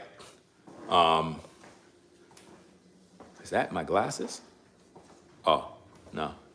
This is what I mean by you have to have the right kind of people in your life. And that doesn't mean non-black people is the right kind of people. Let's also make that very clear. I am not saying that only non-black or Caucasian people are the best people that you need to know, because that's not true. You have a lot of them that are out of pocket, don't know what they're doing, and will cause you nothing but drama too. What I'm saying is you need to have the right kind of people, where they're white, black, Asian, whoever. But these got to be go-getter people, people that are about their business, people that are going to only influence you in the right way. Those are the only people you want to rock with. That's what you want to deal with. You don't want to deal with none of that other mess. I'm not in Charlotte, but I'm close to Charlotte. I'm between Charlotte and that other area. Where the hell it is? Not Greensboro. It's another area. Start with an M. Start with an M. I'm between Charlotte and this other place that starts with an M. I'm right in the middle.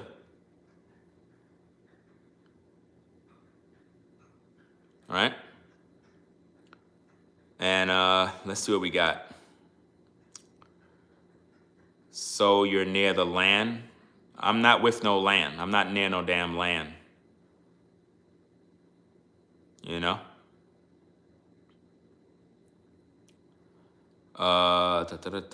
Too bad things didn't work out. I don't know about what you mean by too bad. I don't want anything to work out.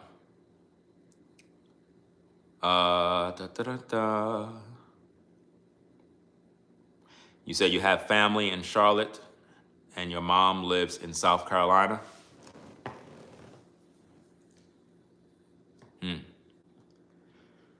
I can't wait to start the studio. We're gonna start it up pretty soon. I'm gonna start the work. It's the last thing that I gotta do in the house, because pretty much I got every room in the house furnished already. Every room is furnished. Every room. Every room is looking good. Everything is furnished, very livable, peaceful environment. The way I did things is I tried to make every room a special place for whoever dwells in the room, so that they would never want to leave their room. In other words, the room have everything they want. That was the plan that I tried to see how I was going to decorate, because I decorated the entire place. And I wanted it to be a place where whatever room you have, it's your special place where you don't want to go nowhere. You love being at home. You can relax, you can have fun, you can play, you can go on a computer, you can watch some TV, you got games, you have nice seating, lighting, a nice bed, you know, the necessities, the basic things that you would need. And this is something that I felt that I did a good job with, you know?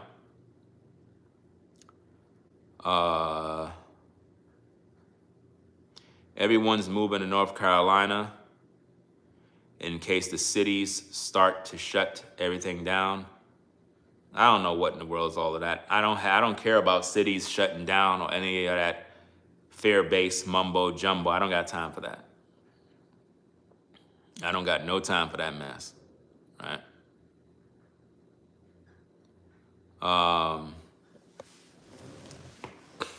It is what it is. What somebody said here. I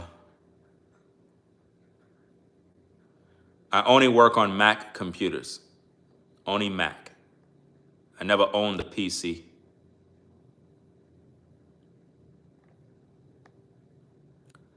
Wow, I know your girl's loving all the space. You did a great job. Appreciate that. Bro got slimed out. I don't know what you mean by that.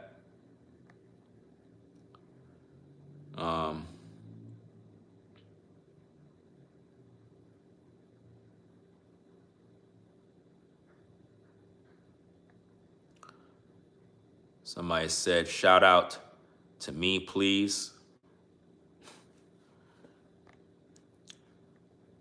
Shout out to the final, what is this guy name? Or whoever it is, the final boss. Normally I don't even do that, but I'm trying to be cool, you know, so salute to you. Yeah, so again, when you start to get yourself together and you really start to make moves, one of the things that you're gonna have to deal with is people hating you. And that's the part that, you know, I don't like, but you're gonna get it. You're gonna get the people that's going to, they're gonna start to hate you, man. They're gonna start to talk. But don't let that bother you because you put in the work. Never make people make you feel like you're not supposed to enjoy yourself. You're supposed to enjoy your life. You're supposed to enjoy your life. The minute I got in this house, I knew this was the house. This was a perfect environment. Is it the end goal? No. I'm not gonna go into details about it because I don't want to let the cat out the bag. But yeah, you know, don't want to talk too soon. Just want to keep everything clean, you know?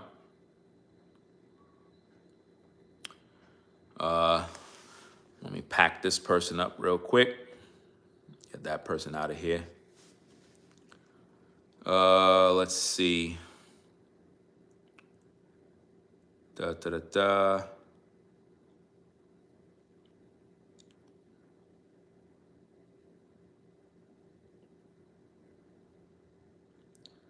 What is the device name to hold your phone? Which device? Which device? The device that I'm holding right now? It's just a regular, you know, selfie stick. The device on my bike I built. You can't find that nowhere. That's me just creative. Can't find it nowhere. I literally built it.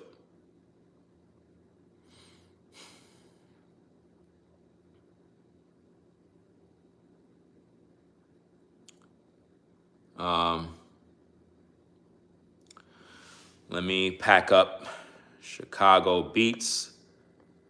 Pack you up. Nice knowing you, pal. Seen you around many times here, but you're gone forever. This is how I am, people. This is how quick I am when it comes to protecting my peace. This is something I don't play with. I'm very thorough. Even if one of my moderators would have came in here doing any sort of foolishness about, hey, you and so need to do this and that, I'll pack them up too. I don't play around when it comes to my peace, especially when topics is not about certain issues. And it's like you're changing topics into something else. I just pack you up and it's time for you to go. You're not welcome. You're not welcome. Because you're coming with a negative spirit that is attacking my peace. My peace is everything. That's all I care about. Peace of mind. As soon as somebody come in with nonsense and foolishness, that's the devil. I don't got time for that. Matter of fact, I might go live again to talk more about your boy. There's a lot of drama with that dude, bro. A lot. And I'm nowhere done. Seriously.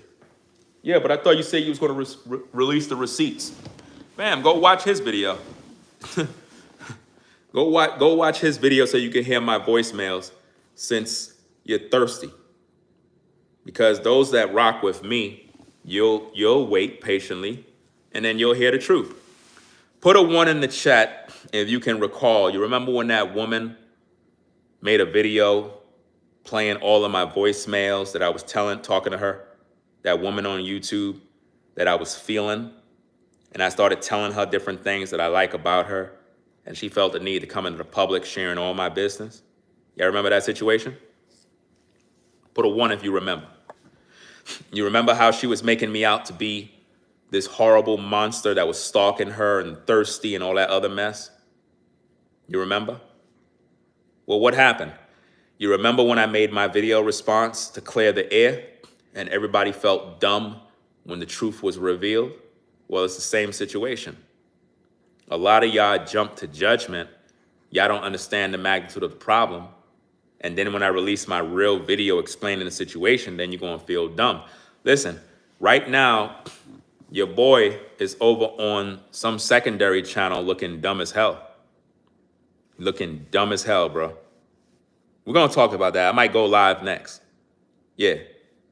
Because I got another video I got to do. I got to talk about our people cannot get along. But I might go live after this and talk about that situation with your boy. He's looking real dumb right now, fam. Really, really dumb. Yeah, they love the house. It's just that I got to teach them the politics of the community because I don't want my kids hanging with everybody. Some of y'all might say that's not nice. It is. You got to be careful with your children hanging with other people's kids. It's something that I see that is, you have to really regulate it. You got to know who your kids is going to be hanging with. Just because you're not in the hood doesn't mean other people's kids can't be a negative influence. So you really got to know how to train your children on interacting with other people's kids. Because that's typically how all the problems and the drama start. It's with other people's kids. You know, your children and them bike riding, and next minute they did something, made your kid crash. Now they hurt on the floor crying. Who did that? Johnny over there. Now you and their parents is beefing. That's where all the drama starts in communities, fam. This is why sometimes people in certain communities, they don't even let their kids hang with nobody. Serious. You got some communities, the parents do not let their children hang with other people's kids. And there's nothing wrong with that. There's nothing wrong with that because a lot of times that's how gossip, bochinche, and people learning about your personal business, it comes through your children interacting with other kids, where those kids will begin to ask your kids, so what did your father do? I heard your father do YouTube. What's his name? Then your kids slip, tell them your name, and boom, now the whole community is watching you. So these are kind of things that you got to train your children not to get involved in terms of talking about personal business. You know? You got to tell your kids, hey, anybody asks you any questions, you don't answer those questions. You got to drill it into their brain. Anybody asks you about your father, what he do, you don't tell them what I do. Don't you dare do that. You got to teach your children that, because you have a lot of parents that are nosy, and what they do is they send their children. They send their children to come to your children to ask them about your father, mother, and so forth. Got to be careful with that.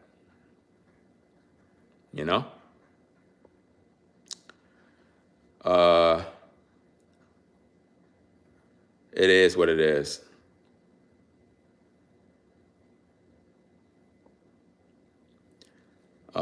Somebody said he gave me my money back. I wasn't happy.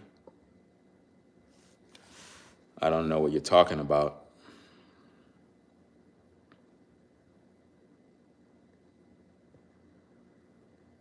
He gave me my money back.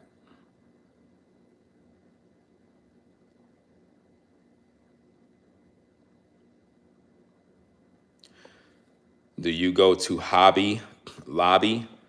Good stuff for home decor. I never heard of that. They have a website. Took a screenshot of the comment. I don't know what is a Hobby Lobby. I go to Home Depot, Lowe's, Walmart.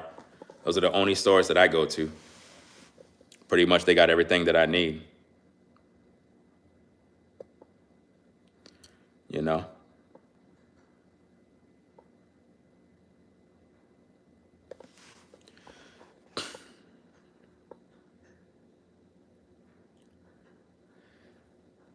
Hey, you should do the movie on that channel.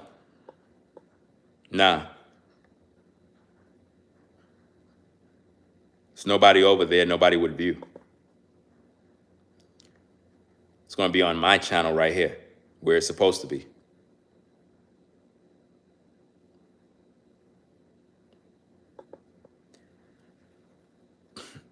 Somebody said, Ringo, don't tell your plans because the adversary can snatch your goals. That's a lie. The adversary cannot do a damn thing. See, this is what religion does. People are out here scared to talk about what this and the adversary not going to do anything. People is. It's people. People are the devil.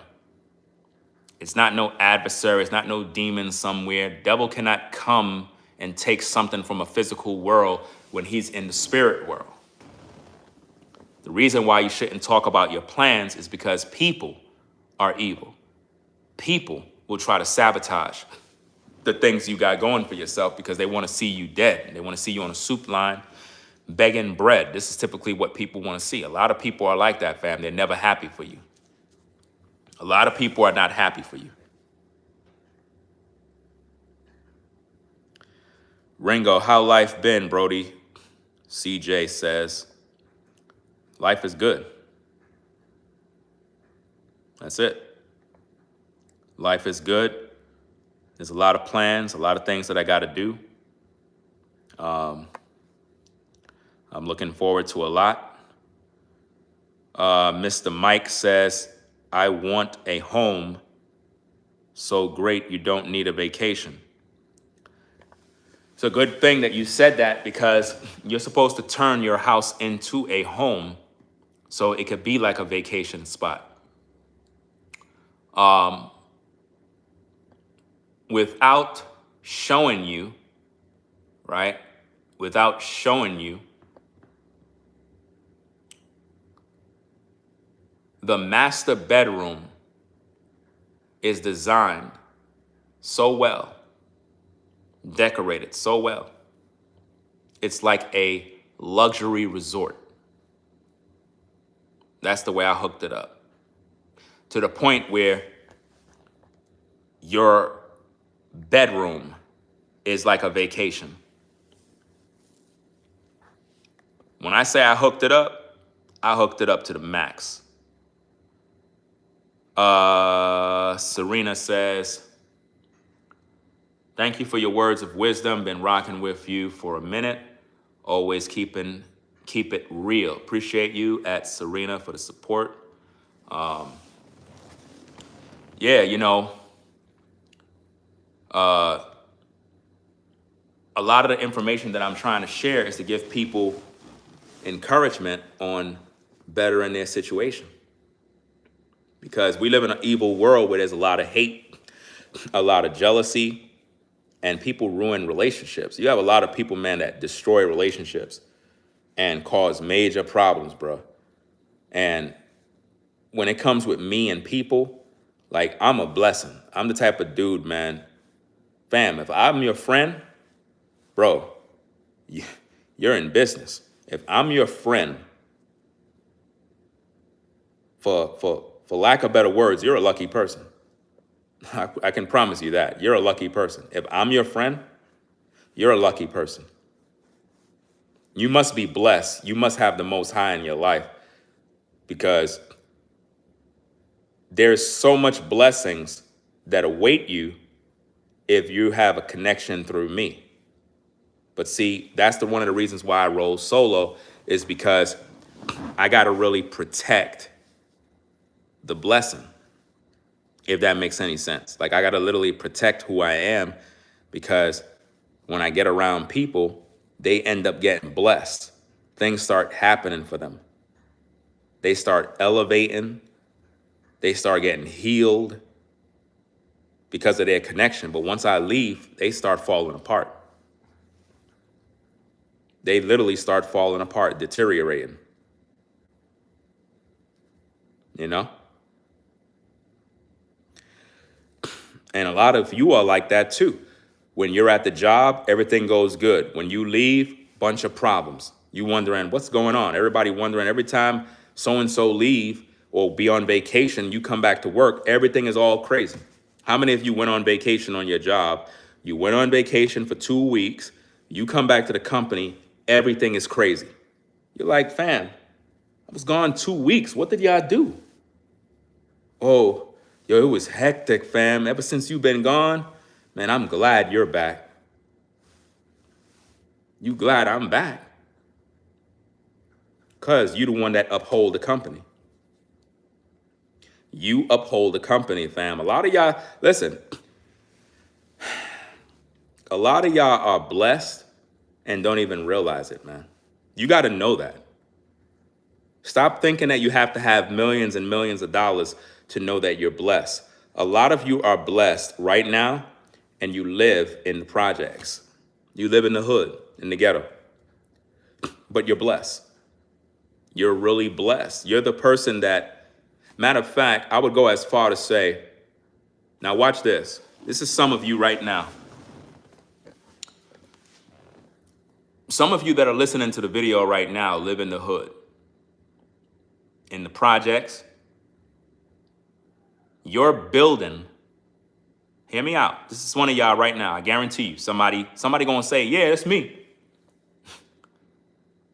You live in the hood, whether it's the projects or it's just the plain hood.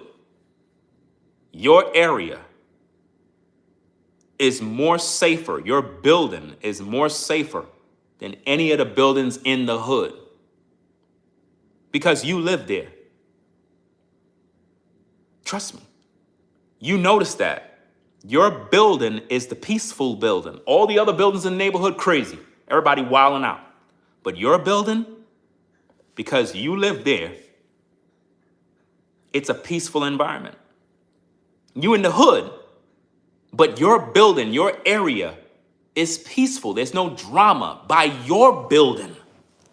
And you're trying to figure out, wow, that's true. Drama happening by everybody else's building but yours.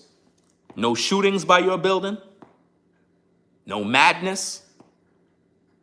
You might hear things in the street, but there's no drama by your building. And you in the hood. That's because you're there. You're blessed.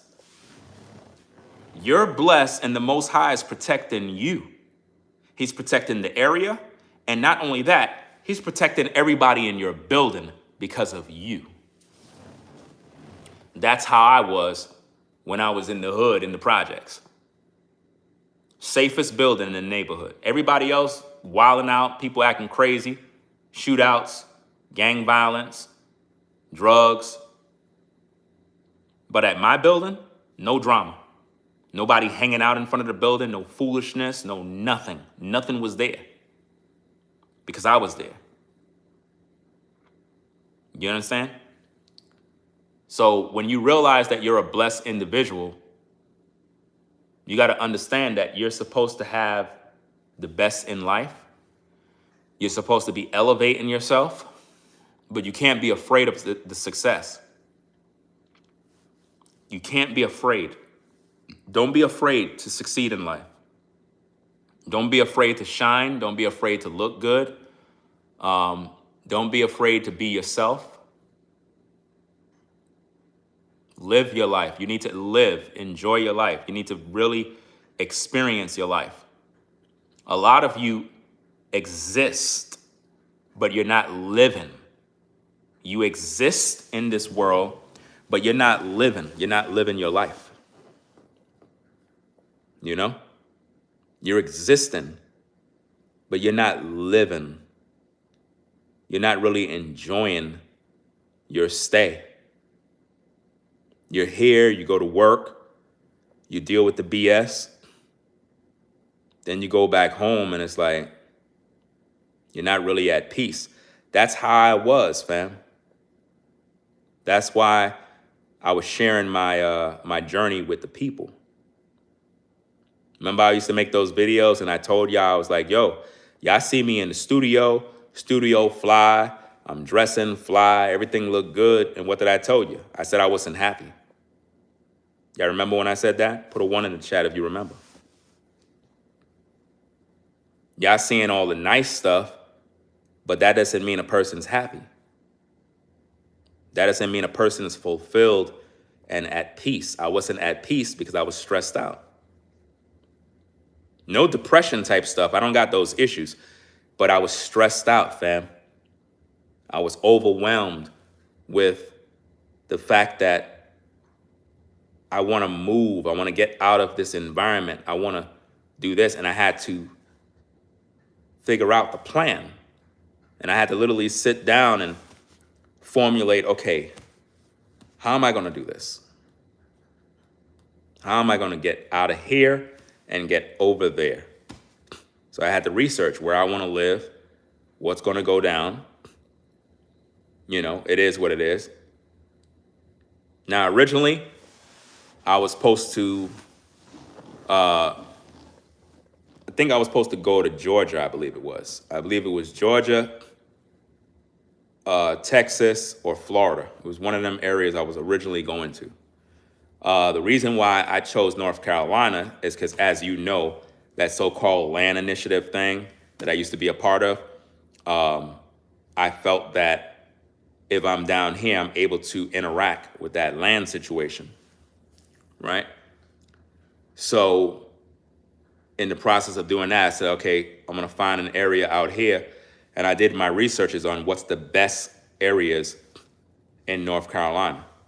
The best areas, safest areas, no crime, no drama, no nothing. Because there's the last thing I want to do is move from the hood back to the hood. That's the last thing I want to do is move from the hood to another hood.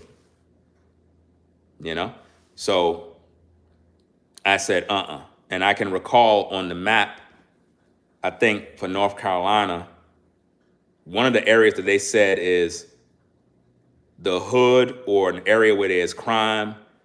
Matter of fact, I'm not going to say the area because I don't want to offend anybody.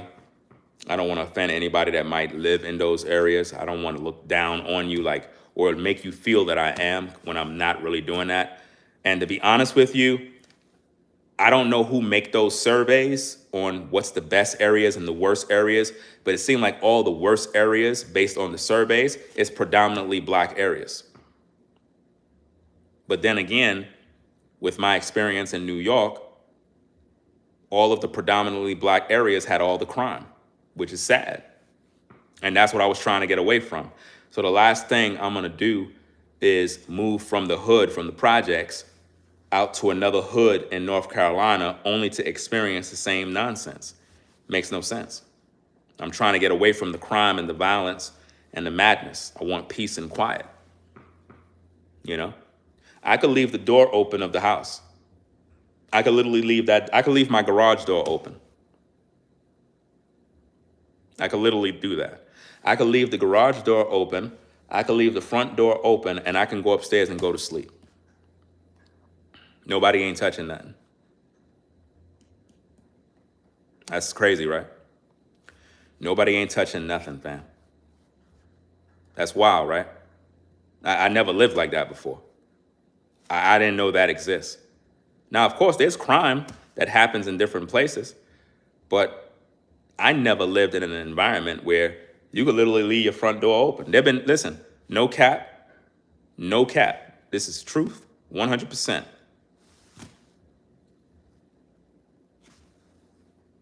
I had forgot my key in the front door, right? Because you can pretty much use your key, or you can use the dial pad, like the key. You could like set a code for your house or whatever. And for whatever reason, I had forgot my key in the door for about 2 or 3 days. The key was just in the door.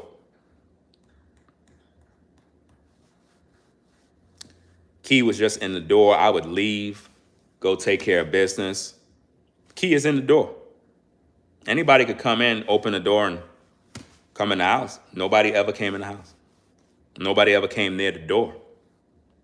UPS would come, FedEx would come, Amazon workers would come.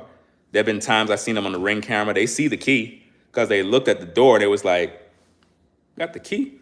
And they just put the package down and they left. And I had the key in the door for 3 days and didn't even know.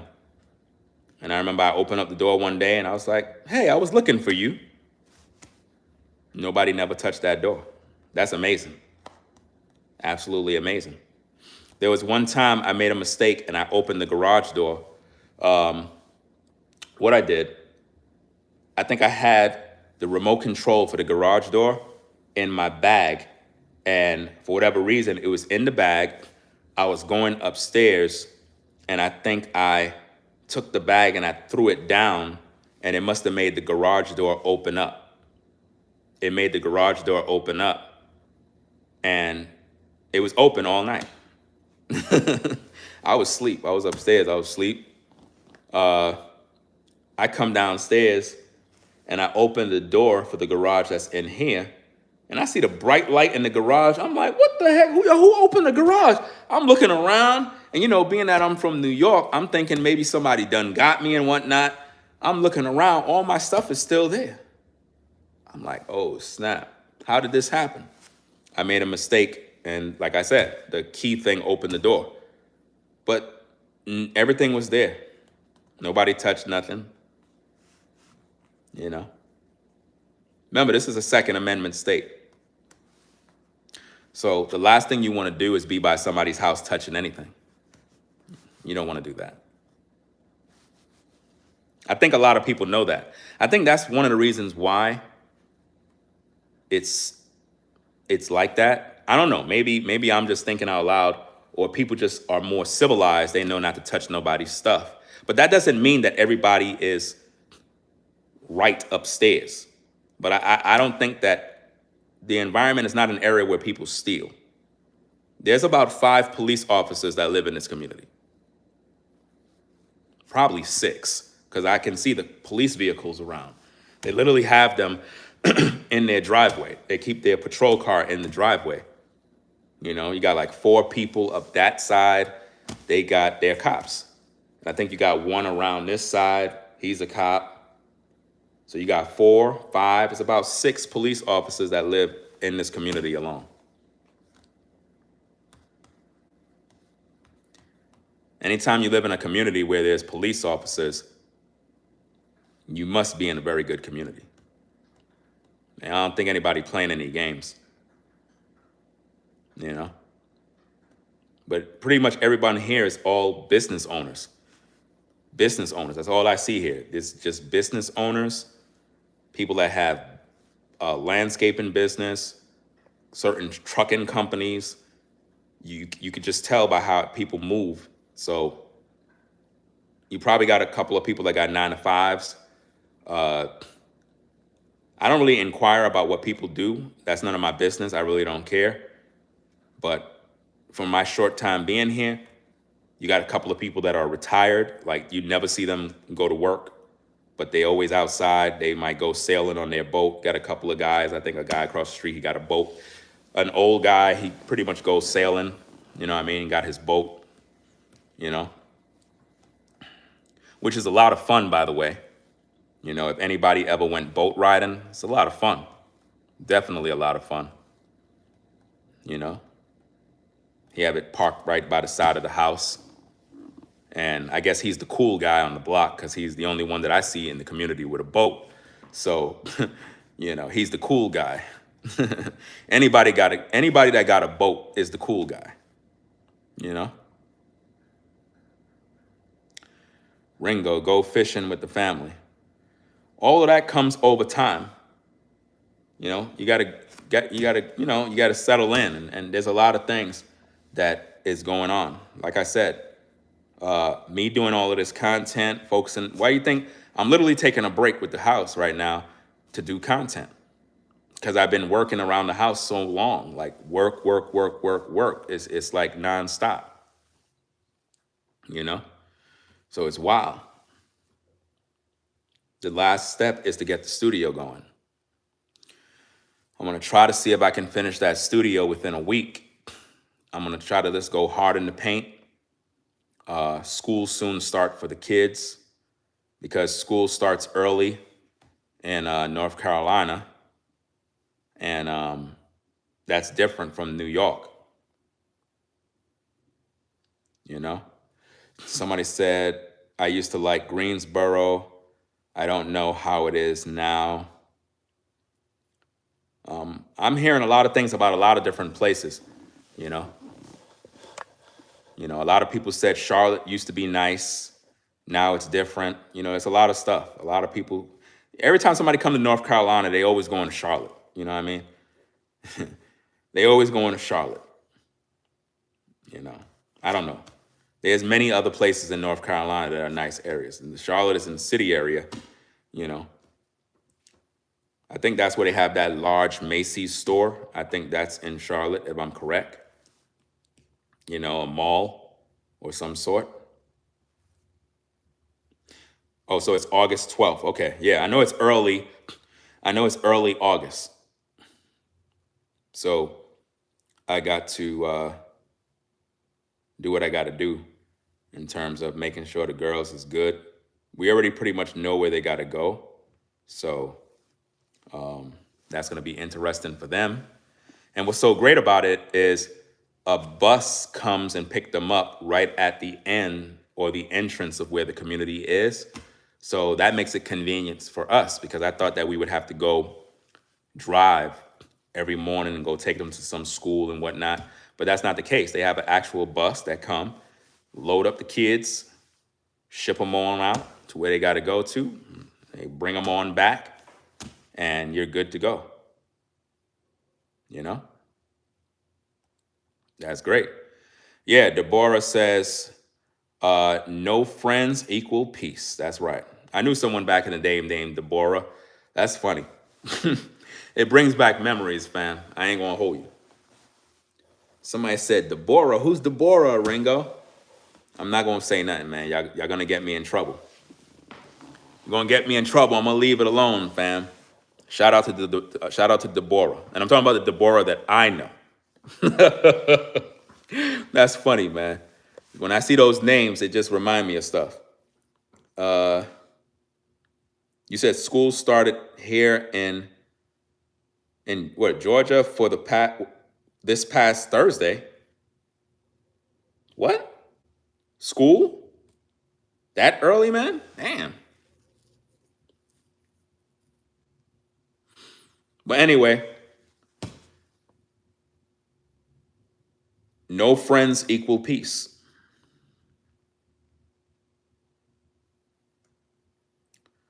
What's going on, David? See you coming into the chat. Appreciate everybody stopping by. I might go live after this to talk more about your boy over there. He made a bad mistake. Very, very bad mistake. I'm sure. See, now, with what I'm going to talk about with your man over there, I'm talking about New Breed, right? is that he made a horrible mistake, horrible misunderstanding. He's trying to do a cleanup job, but the damage is already done. Not only is the damage done, but that man is responsible for sending a multitude of people to my platform, accusing me of taking advantage of him and his woman. I don't appreciate that. I don't appreciate that. That's not something that you play with, especially when I didn't do that man no wrong. That man was wrong from the beginning because of his own misunderstanding and greed, period. There's no other way around that. So he could try to make little videos saying he apologized. I don't really care for none of that. You already played yourself, bro. You don't listen to videos now after all that time, after 2 months pass, and now you want to do reviews of my videos, my audio messages. You played yourself. At that point, nobody should take you serious, right? That's very offensive, very highly offensive to be looking at audio tapes now and realizing, oh, snap, he didn't say this, he didn't say that. Yeah, I never said nothing. You played yourself, all right? Congratulations. So I'm going to talk about that and pretty much share my thoughts, get something to eat. Then I'm going to work on my video. And then I might publish the video in the morning or probably the afternoon. The way I'm going to do the series is I'm going to do them in parts because I want to make sure that people watch the videos. If I put the video as a full length 3-hour video, people are not going to watch the video. They're not. They're gonna skim through it. They're gonna play these little games. They're never gonna get the understanding. So if I put the video in parts, I can do that in a better way. That way people can really hear what is going on and view it at their leisure time. And then once I upload all the parts, now I can upload the full video in its entirety without no interruptions for those that want to watch the long form content. But I have to pretty much clear the air with this situation because all he did is cause confusion and chaos, and he's the one who severed a brotherhood that disappointed a lot of people. He really did ruin a serious thing, and he caused a lot of problems. And to Mark the Messenger, I don't blame you. Salute to you on your journey. Respectfully, I looked at your video. I respect your move. Trust me, I understand.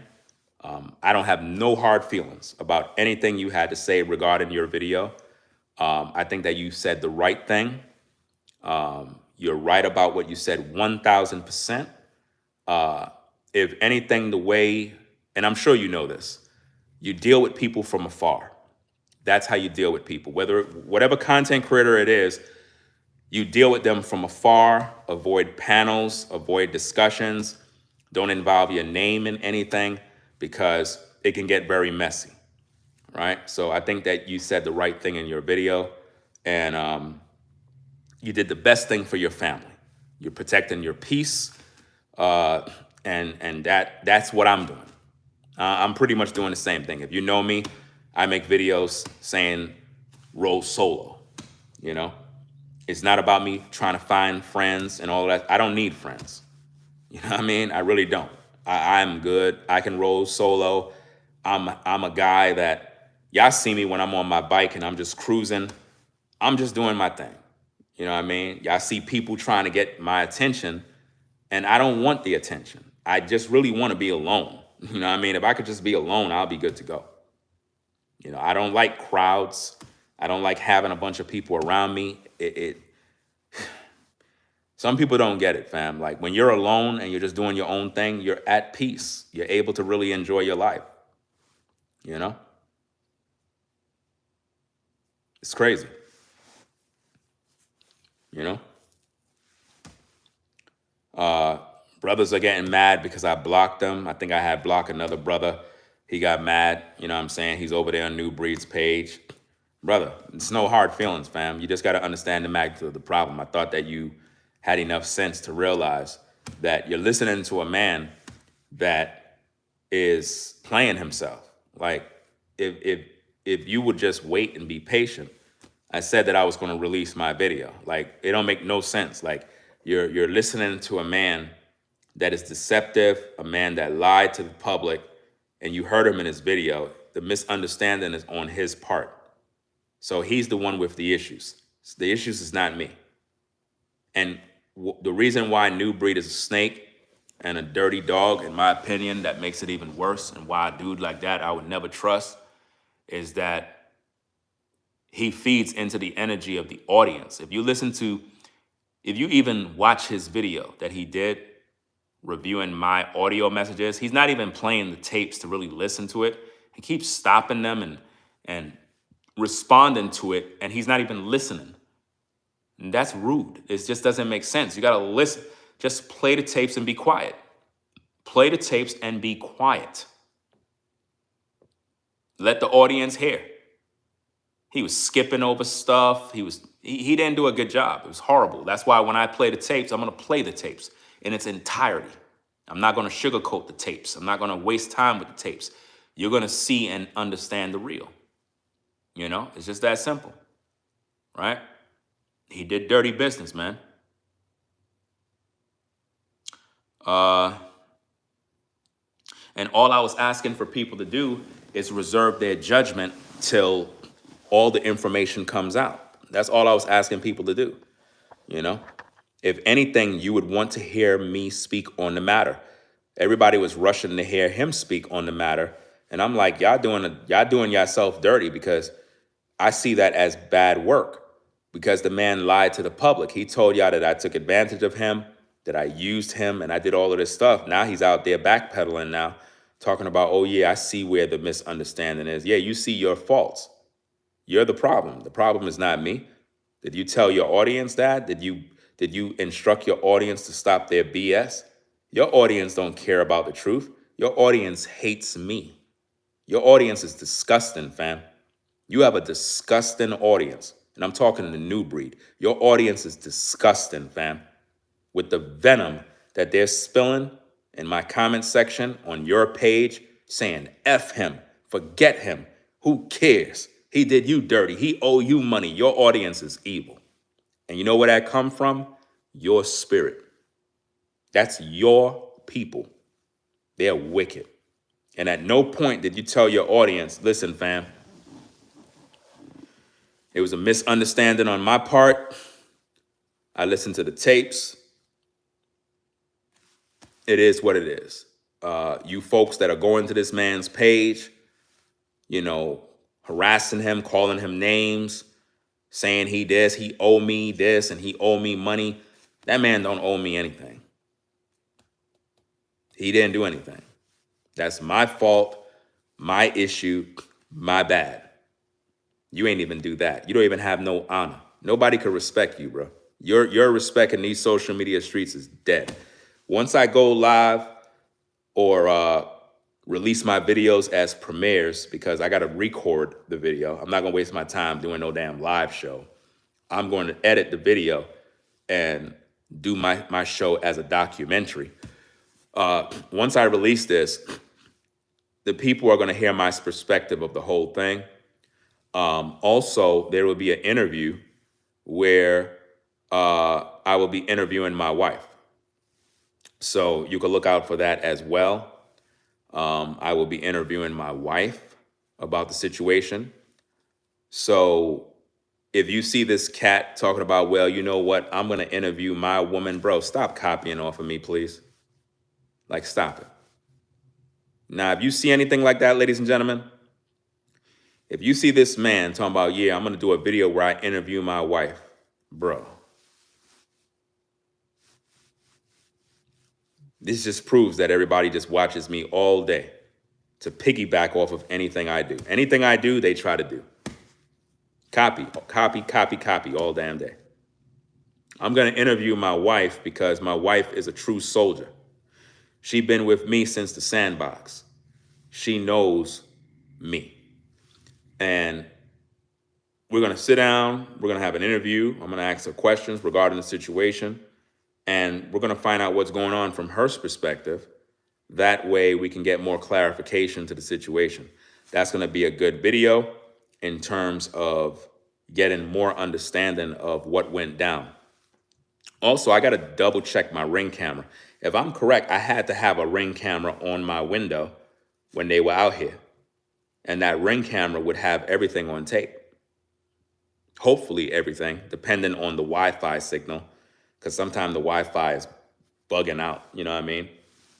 But it would show the details of us coming in, and it'll show us coming in with the truck. I guarantee you, I probably have this on tape. If this is on tape, I'm going to show it. If this is on tape, I'm going to show it. And if it show me getting off a truck and going and get a lawnmower and start mowing lawn as soon as I get off the truck, then that would make New Breed, in terms of what he said, that as soon as we got out the truck, I went and started mowing the lawn. That would make what he said correct. But that's not what happened. When I got out the truck, we started moving stuff off the truck right away. And the thing is, we weren't even supposed to do that. That was not the game plan. He knows that. He was in a rush to leave. He's telling you that he was tired and he didn't shower in days. Fam, we weren't out there moving in days. Matter of fact, I'm going to save all of this for my next video. I don't want it to be in this one, right? So, peace and blessings to everybody. We'll catch you in the next stream. I'm going to come on live right after this. I'm going to set up another stream, go grab me something to drink, and come sit down right here, and I'm going to talk to the people. So those of you that are in the building, we're going to pretty much talk about New Breed and the situation right after this. So peace and blessings to the mods in the chat. Rebel for Almighty. Who else we got? Is V-Dub in the building? I thought I seen V-Dub in the building. I'm not sure. But salute to all the mods. Well, we got Sean the Navigator in the building. Salute to Sean the Navigator. And also, let me also say this. Show Showers in the building. Let me also say this, right? To the mods, right? I don't got no problem if you're cool with this cat. I don't got no problem with that. You're a man. You're a woman. You're your own person. You know what I mean? I'm not one of those guys that's like, oh, you rocking with him, I'm going to block you. I'm going to remove your wrench because you're cool with this cat. Fam, you don't have to worry about that with me. You know what I'm saying? If you cool with this dude, it is what it is. You know what I'm saying? I don't got no, that's none of my business. You know what I mean? That's like, I don't move like that. Because I seen a video by Rollo where he was like, oh, yeah, Ringo is going to block Sean the Navigator. Ringo is going to block Rebel for Almighty. He's going to do, I'm not blocking anything. I'm not taking away nobody's wrenches.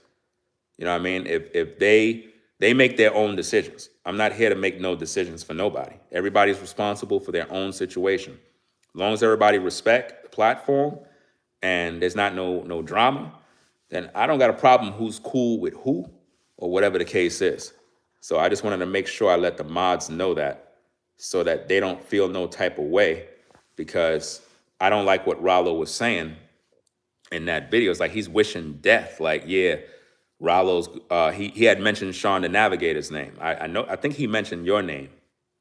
I don't know if he mentioned Rebel for Almighty, but I think he mentioned Sean the Navigator. He was like, yeah, Ringo's going to take your wrench away because you be over there, I guess, in the comments on New Breed or whoever. I don't really care.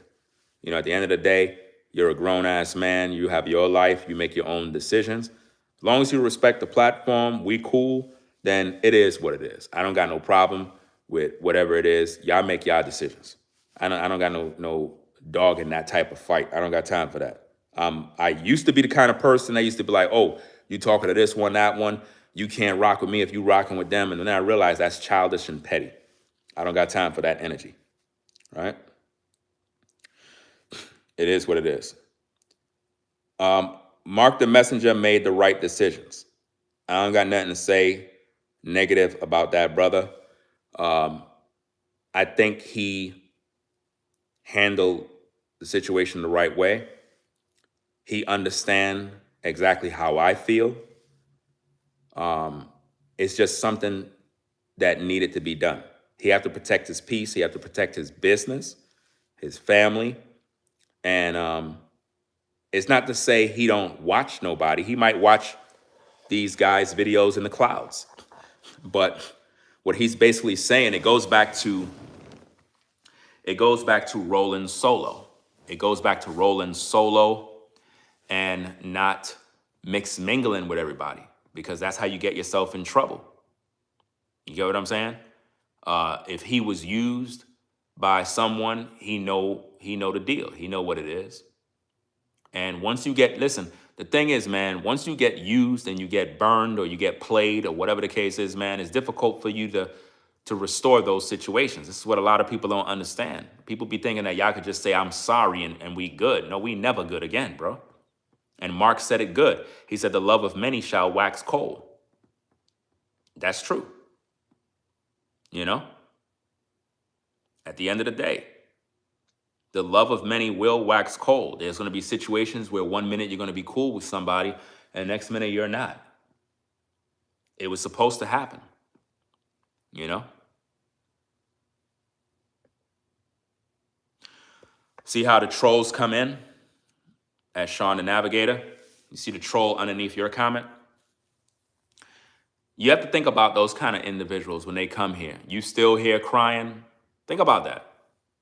You're watching me, but you're saying you still here crying. Those are the demons that I try to teach you about. Those are spirits. Those are demon spirits that they watch you all day, but then they say you still here crying. And why are you here watching? Like, that's crazy hypocrisy, man. That's like you walking into a gay club, seeing a bunch of gay guys swinging on the pole, touching each other cheeks, and you come in there talking about you guys are wrong.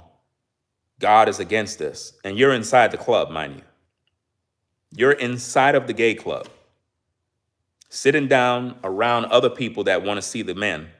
And you're in there trying to preach, talking about you guys are in sin. Bro, get out of this. Get out of here. You're inside of the club with those guys and complaining. Hypocrites, man. You know?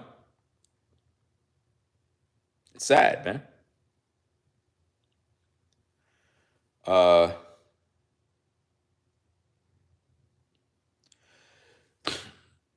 These trolls are just wilding out, bro. It's crazy. I don't know what it is, but is the chat on subscriber only? I don't think it is. I don't think it is. Because I feel like it's open to the public. So anyway, I'm going to come on back. We're going to talk about New Breed, run them numbers up, do what we got to do. It is what it is. This is what he wanted. All right? So, yeah, we're going to do what we got to do. So peace and blessings to the mods in the chat. I'm going to be back.